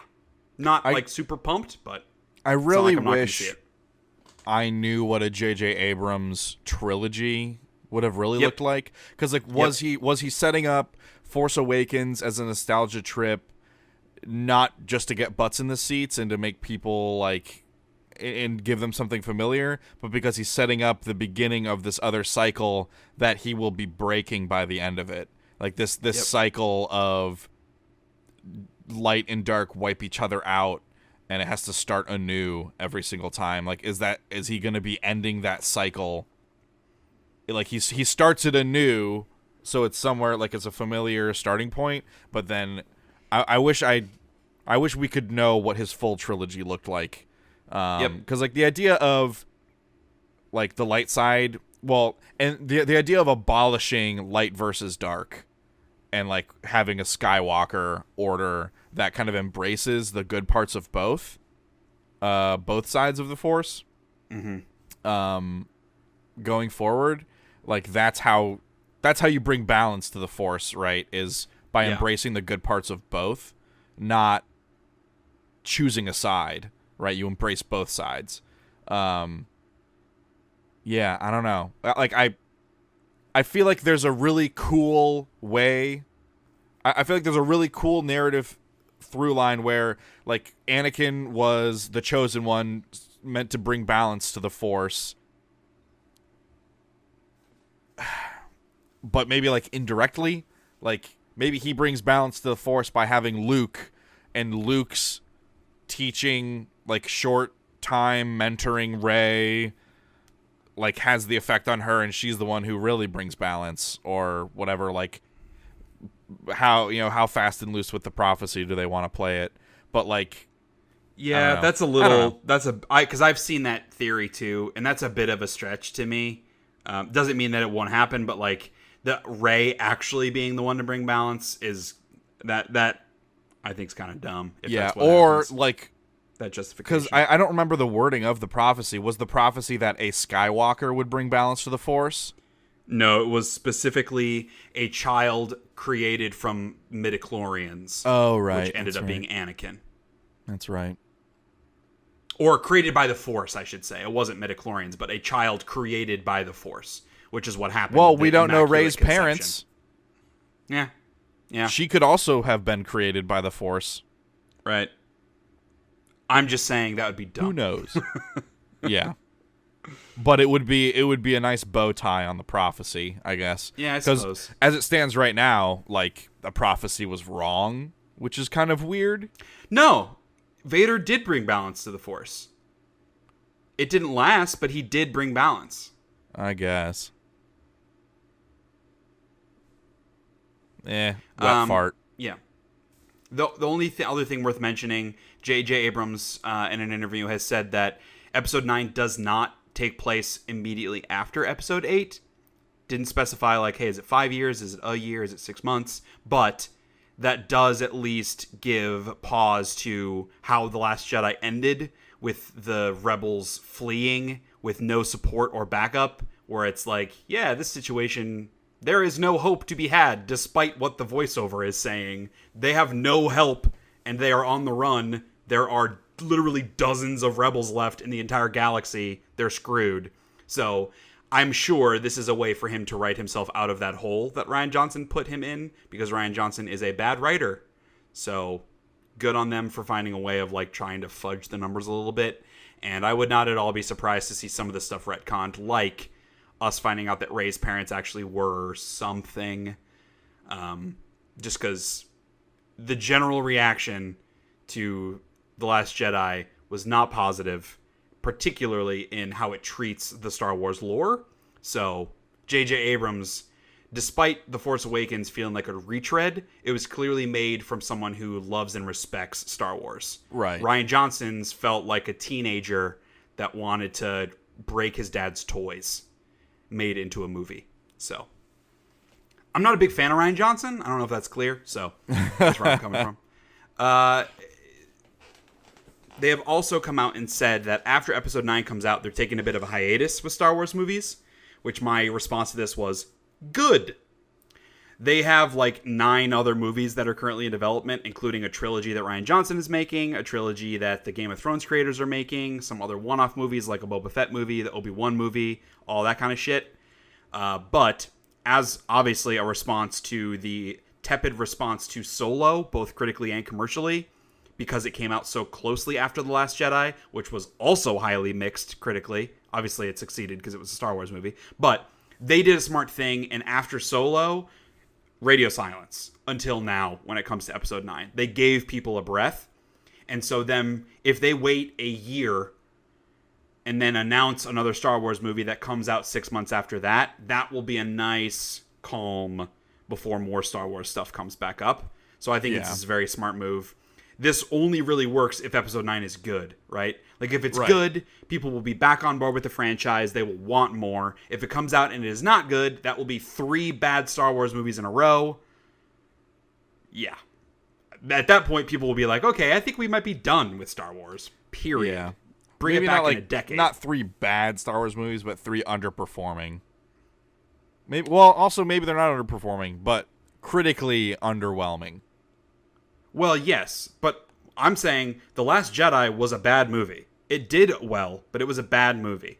Yes. Solo was both a bad movie and it underperformed commercially. Solo was not a bad movie. On a scale of Star Wars, it was bad. Compared to The Force Awakens, compared to Rogue One, compared to the original trilogy, it is worse than all of those. No. Solo is not worse than Rogue One. I am not saying this as my opinion. I'm not saying this as your opinion. I am saying this as critical, societal opinion. People liked that movie less than the other Star Wars movies. That's my point. People are fucking nuts. But who gives a shit? The people, quote-unquote, society, consumers with a capital C, that's who they care about. They're not making a movie for you based on your beliefs and opinions. Maybe they should, and then everyone would like it. Yeah, maybe everyone would. I'm just saying that if this movie comes out and people don't like it, it's going to make a shit ton of money because it's a core Star Wars movie. But if it comes out and people don't like it, they will be far more inclined to take a longer break on Star Wars than if it comes out and it's awesome. That's my point. Yeah. All right. Disney Plus. So we got some details about that service. It's coming out in November 12th. It is $7 per month, or you can pay for a year, $70, and save yourself $14. It's going to be a combination of both original content, like the Mandalorian show, which we'll talk about in a sec. They have a show called The World According to Jeff Goldblum, which sounds like something that I'm going to watch. And then they're going to have all of the Disney animated movies. Most of the Star Wars movies. I'm not sure what that means, but they said most. Most of the Pixar movies. And recent live action Disney movies like the Mary Poppins movie, all the Disney Channel original shows and movies. They have exclusive streaming rights to The Simpsons now after the Fox acquisition. And they said they will also have over 250 hours of National Geographic content because Disney also owns Nat Geo. So that's a pretty healthy stable of content for $7 a month, I believe. Some of it depends on the quality of the original content, how much original content they continue to produce. But just saying like, hey, I can watch any Disney movie I want. I can watch, ideally, any or most Marvel movie, Star Wars movie that I want, Pixar movie that I want for $7 a month, that seems pretty worth it. Specific to the what, you don't think so? I just like, for me personally, I don't know how often I would want to watch any of those things.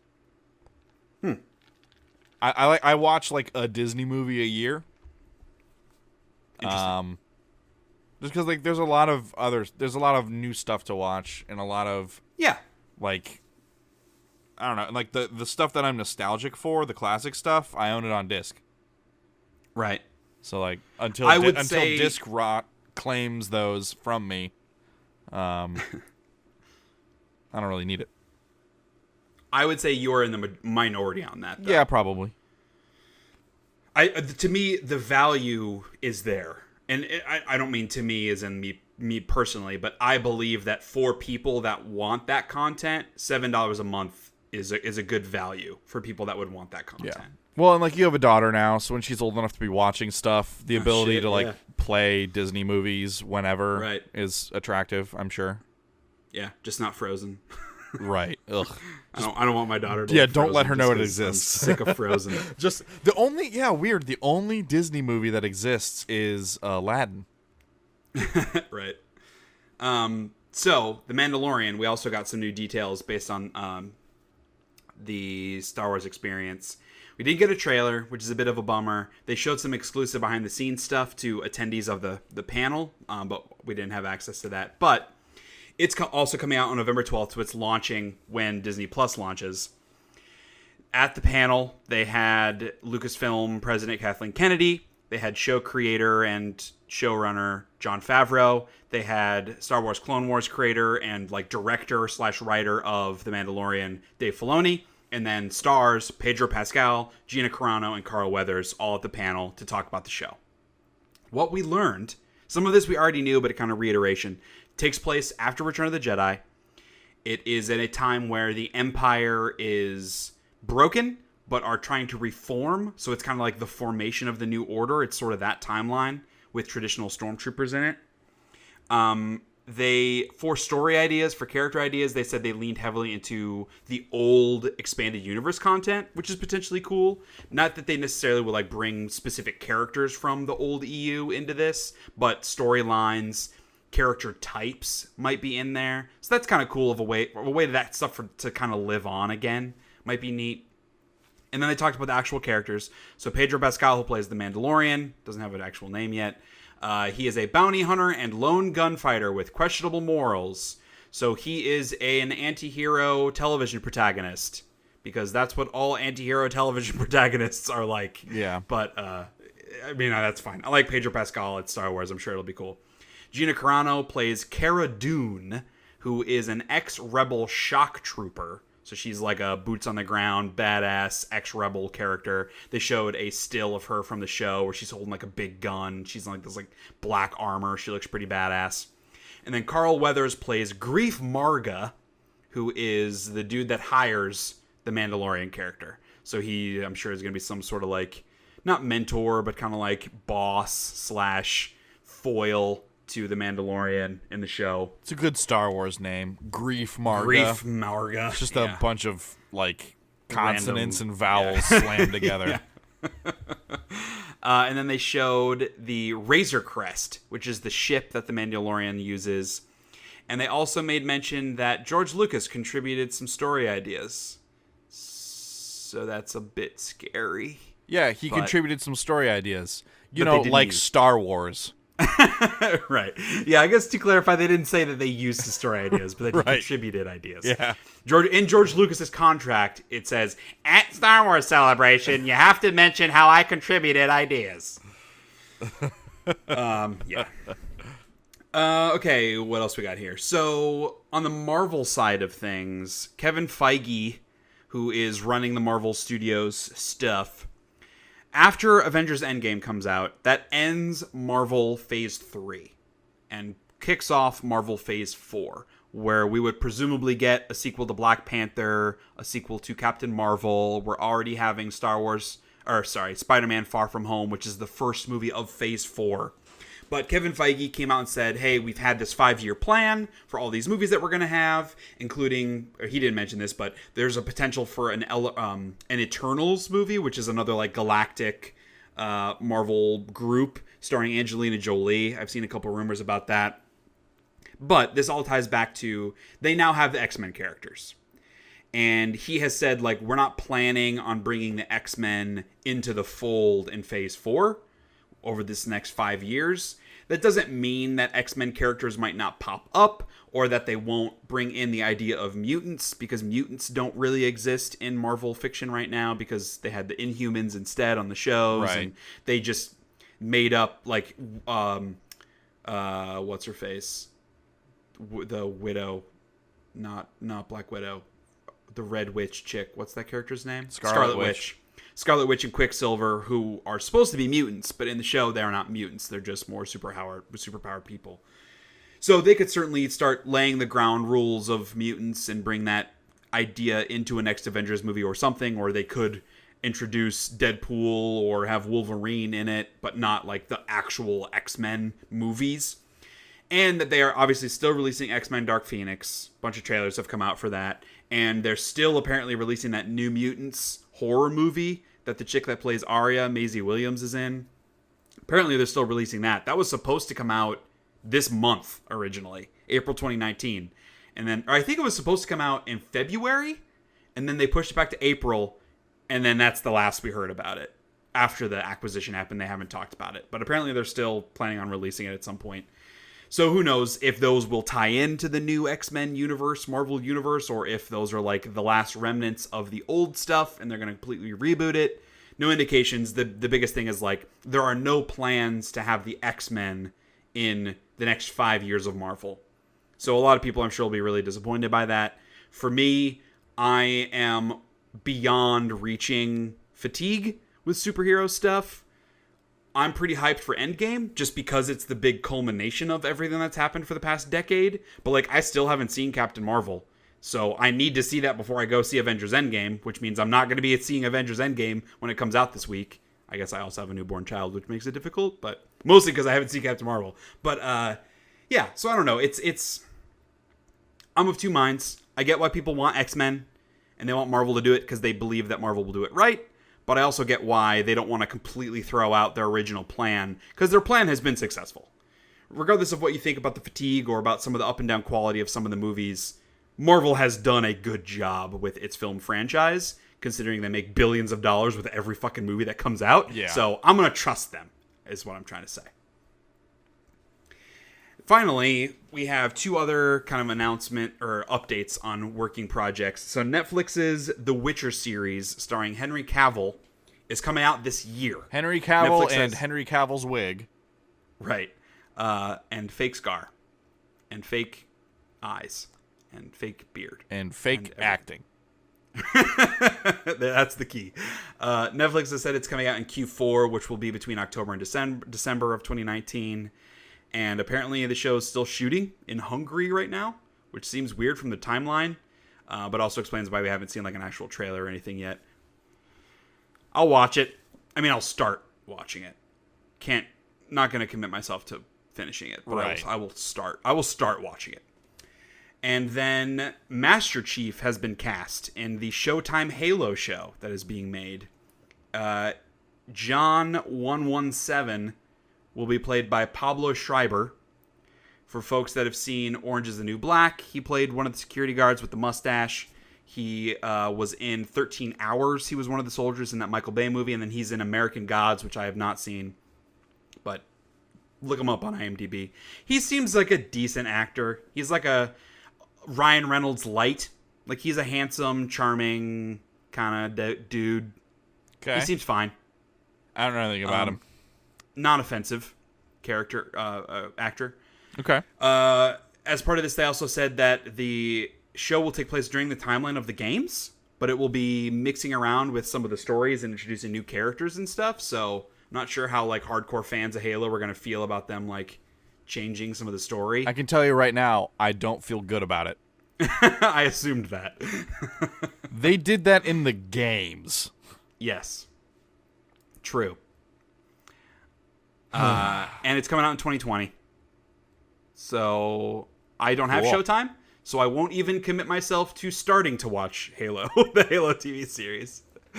But maybe. If torrenting is still around in 2020. Right.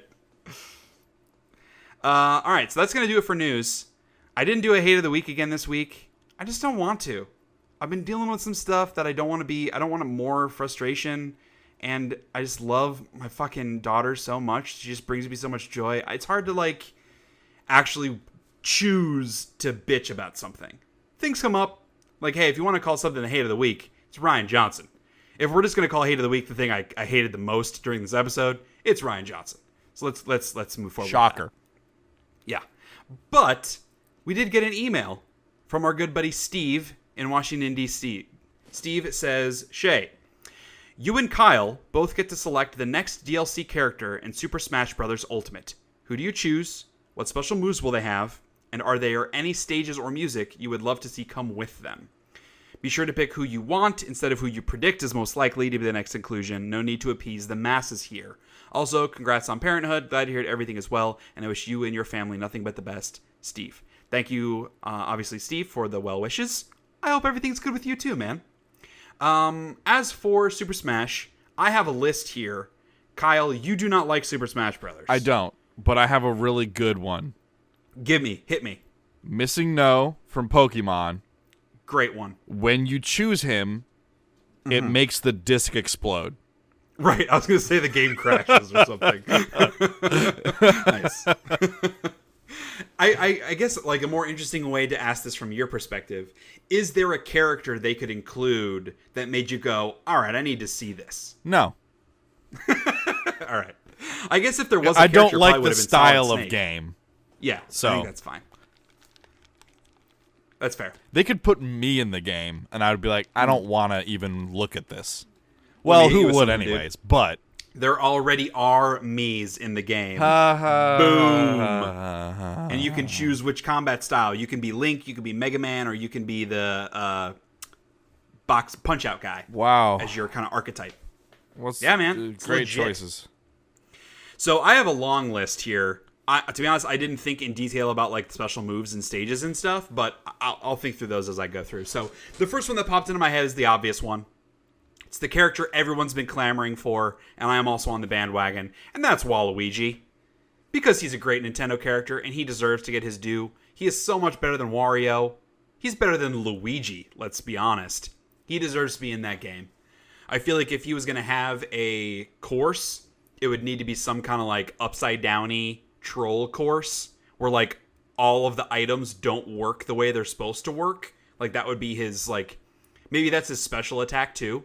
He randomizes items. So like a Pokeball actually is a Bob-omb, or like if you throw a box, it actually heals the person you hit them with. That kind of shit. I think that would be pretty fun and insanity inducing. Okay.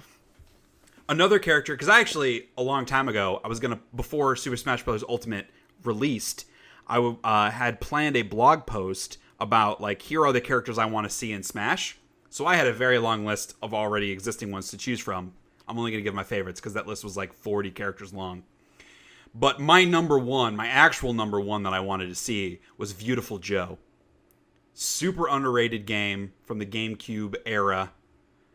Loved that game. The sequel was slightly less good, but it was still really good. But he's just like a side-scrolling. Right? It is Capcom. Okay.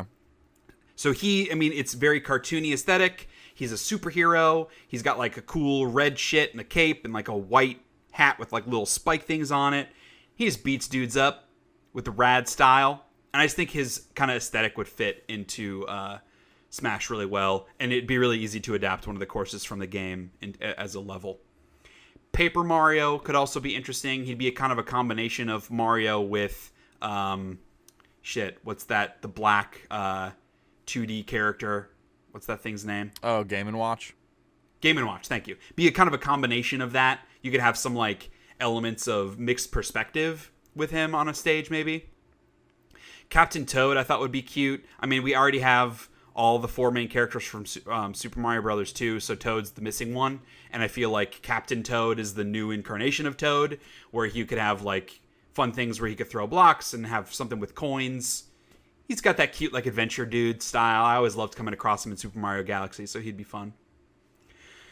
We already have Sonic, so it makes sense to also add Tails, potentially, although I'm not a huge Tails fan. Knuckles might be too much like Sonic, so the character I'd add from there would be Dr. Robotnik, a.k.a. Mr. Eggman.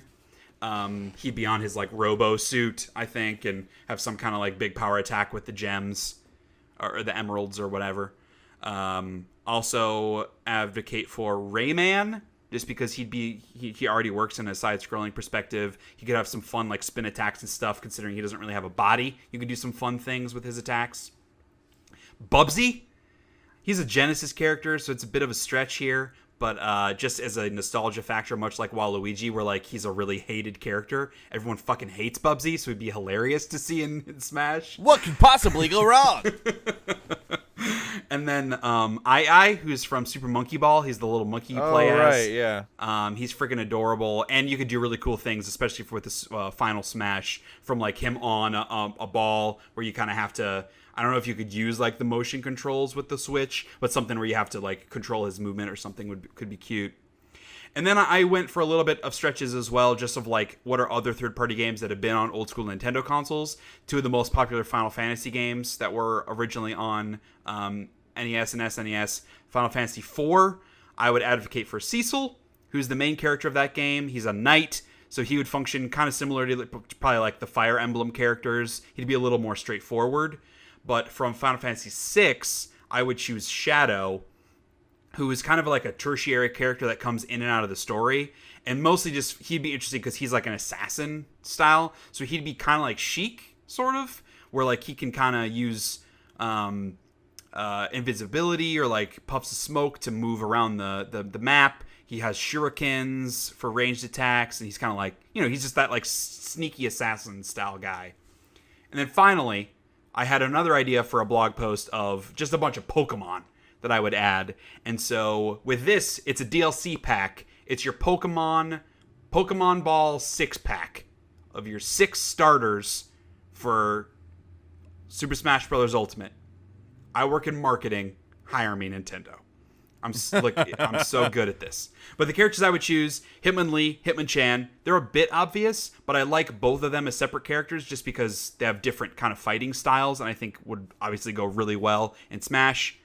Graveler, I chose Graveler over Geodude or Golem because Golem's kind of big and hulking and annoying, and Geodude, his like not having legs is a little odd from a Smash character, so I think Graveler makes the most sense. He could have, obviously rock themed attacks that would make him different than Hitmonlee and Hitmonchan. Scyther, he's one of my favorite Pokemon. We already have Caesar as a Pokeball character that jumps across the screen. Scyther would be cool because he could have like an extra jump or like a glide because he has the wings, and he's just super fast, and he goes Scyther, which is awesome. Gengar, because he'd be a different kind of Pokemon, and he could have spooky vibes to him. And then Alakazam is my 6th because he, again, not a straight up just punching dude style character, but he could have more like the Mewtwo style psychic attacks. Could be cool. So that was a long list, but there you go, Steve. Ask and you shall receive. A shit ton of characters that should be added to Smash. That's what I would advocate for. All right, that's it.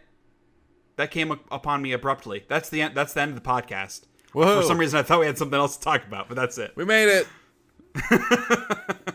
Hooray. So let's give something that we don't hate. I'll say I don't hate my girls. My wife and my little baby Pen. Just stuff going on. I rely on my wife a lot for strength and to be my rock and my partner. And I rely on Penny to bring me that joy. Just looking at her gives me and really helps me through some stuff that's going on. So very thankful for both of my girls. And Penny relies on you for life. True. Accurate. Symbiotic relationship. Yeah. And I don't hate that it's Easter today. Should have said that at the jump. Happy Easter to everyone. Yeah. A day late. $1 short. But why do you not hate that it's Easter? I don't know, there's candy and stuff. Yep. Yep, that's what I was going to say. Yeah. If that's the logic, really you should not hate the day after Easter. Because that's where you get all that shit on sale. Ooh, good point. But it's all reminder like, in my you calendar. go to the store and it's all gone. Yeah, I'm a little worried about that. But I put a reminder in my calendar to stop by Publix on my way home from work tomorrow.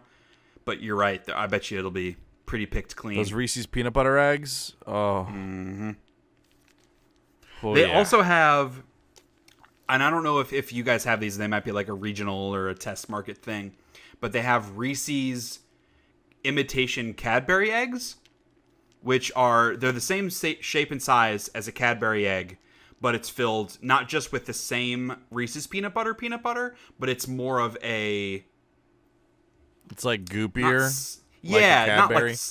It's not as goopy as Cadbury. It's not like saying it's a sauce sounds kind of gross. Like a nougat? But it's like more... No, it's not as... It's more like liquidy. But it's not liquidy goopy like a Cadbury egg, but it's creamier. It's a creamier peanut butter center. And they're very good. Just as an alternative to Reese's. Still the classic. There's nothing in this world better than a Cadbury cream egg.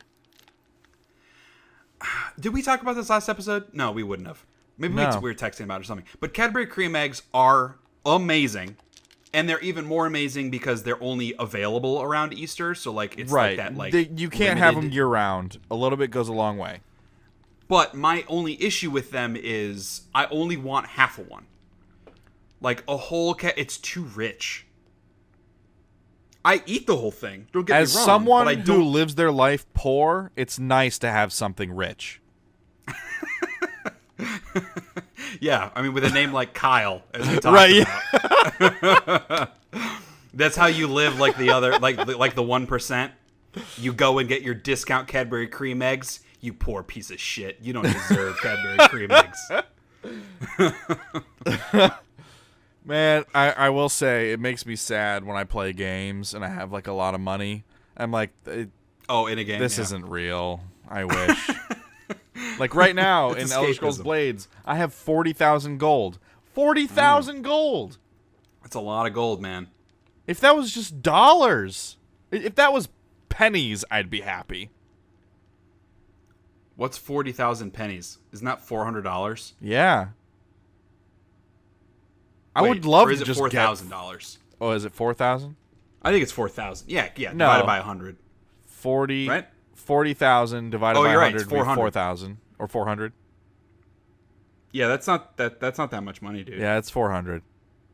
Hey, if I got $400, I'd feel pretty good. Yeah, I agree. You're right. That's not going to go like a really long way, but if you would just get $400, I don't think many people would complain about that. Right. Hey, you could buy a digital Xbox One S with a year of Game Pass and Xbox Live Gold. Most of a year of Game Pass and Xbox Live Gold, because wasn't it 430? Wasn't that the math? Plus tax, it's like 450.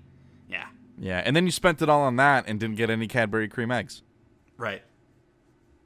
It's a problem. $400 could buy you a fair amount of Cadbury cream eggs, and then you could live like the rich year round. Yeah, but they don't. They don't last. They don't last. Because like inevitably there's that like 2 or 3 in the bunch that have a tiny little hole, and so you bite into it, and then the filling is like harder. Oh, that's bad news, Bears, man. That's bad. It's not good. That's not right. I need to think about our episode title because it needs to be something Cadbury cream related. Rich, poor, something like that. That's the direction I'm going in. I was going to Rian Johnson, the poor man's Cadbury cream egg. There you go, winner. I was gonna go in the direction of like Kyle doesn't watch Game of Thrones or something like really aggressive, just to be a dick. But something, Cadbury cream, rich, poor, Rian Johnson. Need to percolate on that a little bit. All right, the answer's in there somewhere. Yeah. All right, that's going to do it for this episode. Thank you, everybody, for listening. Kyle, as always, thank you for joining.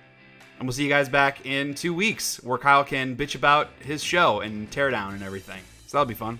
Yeah. All right, peace out.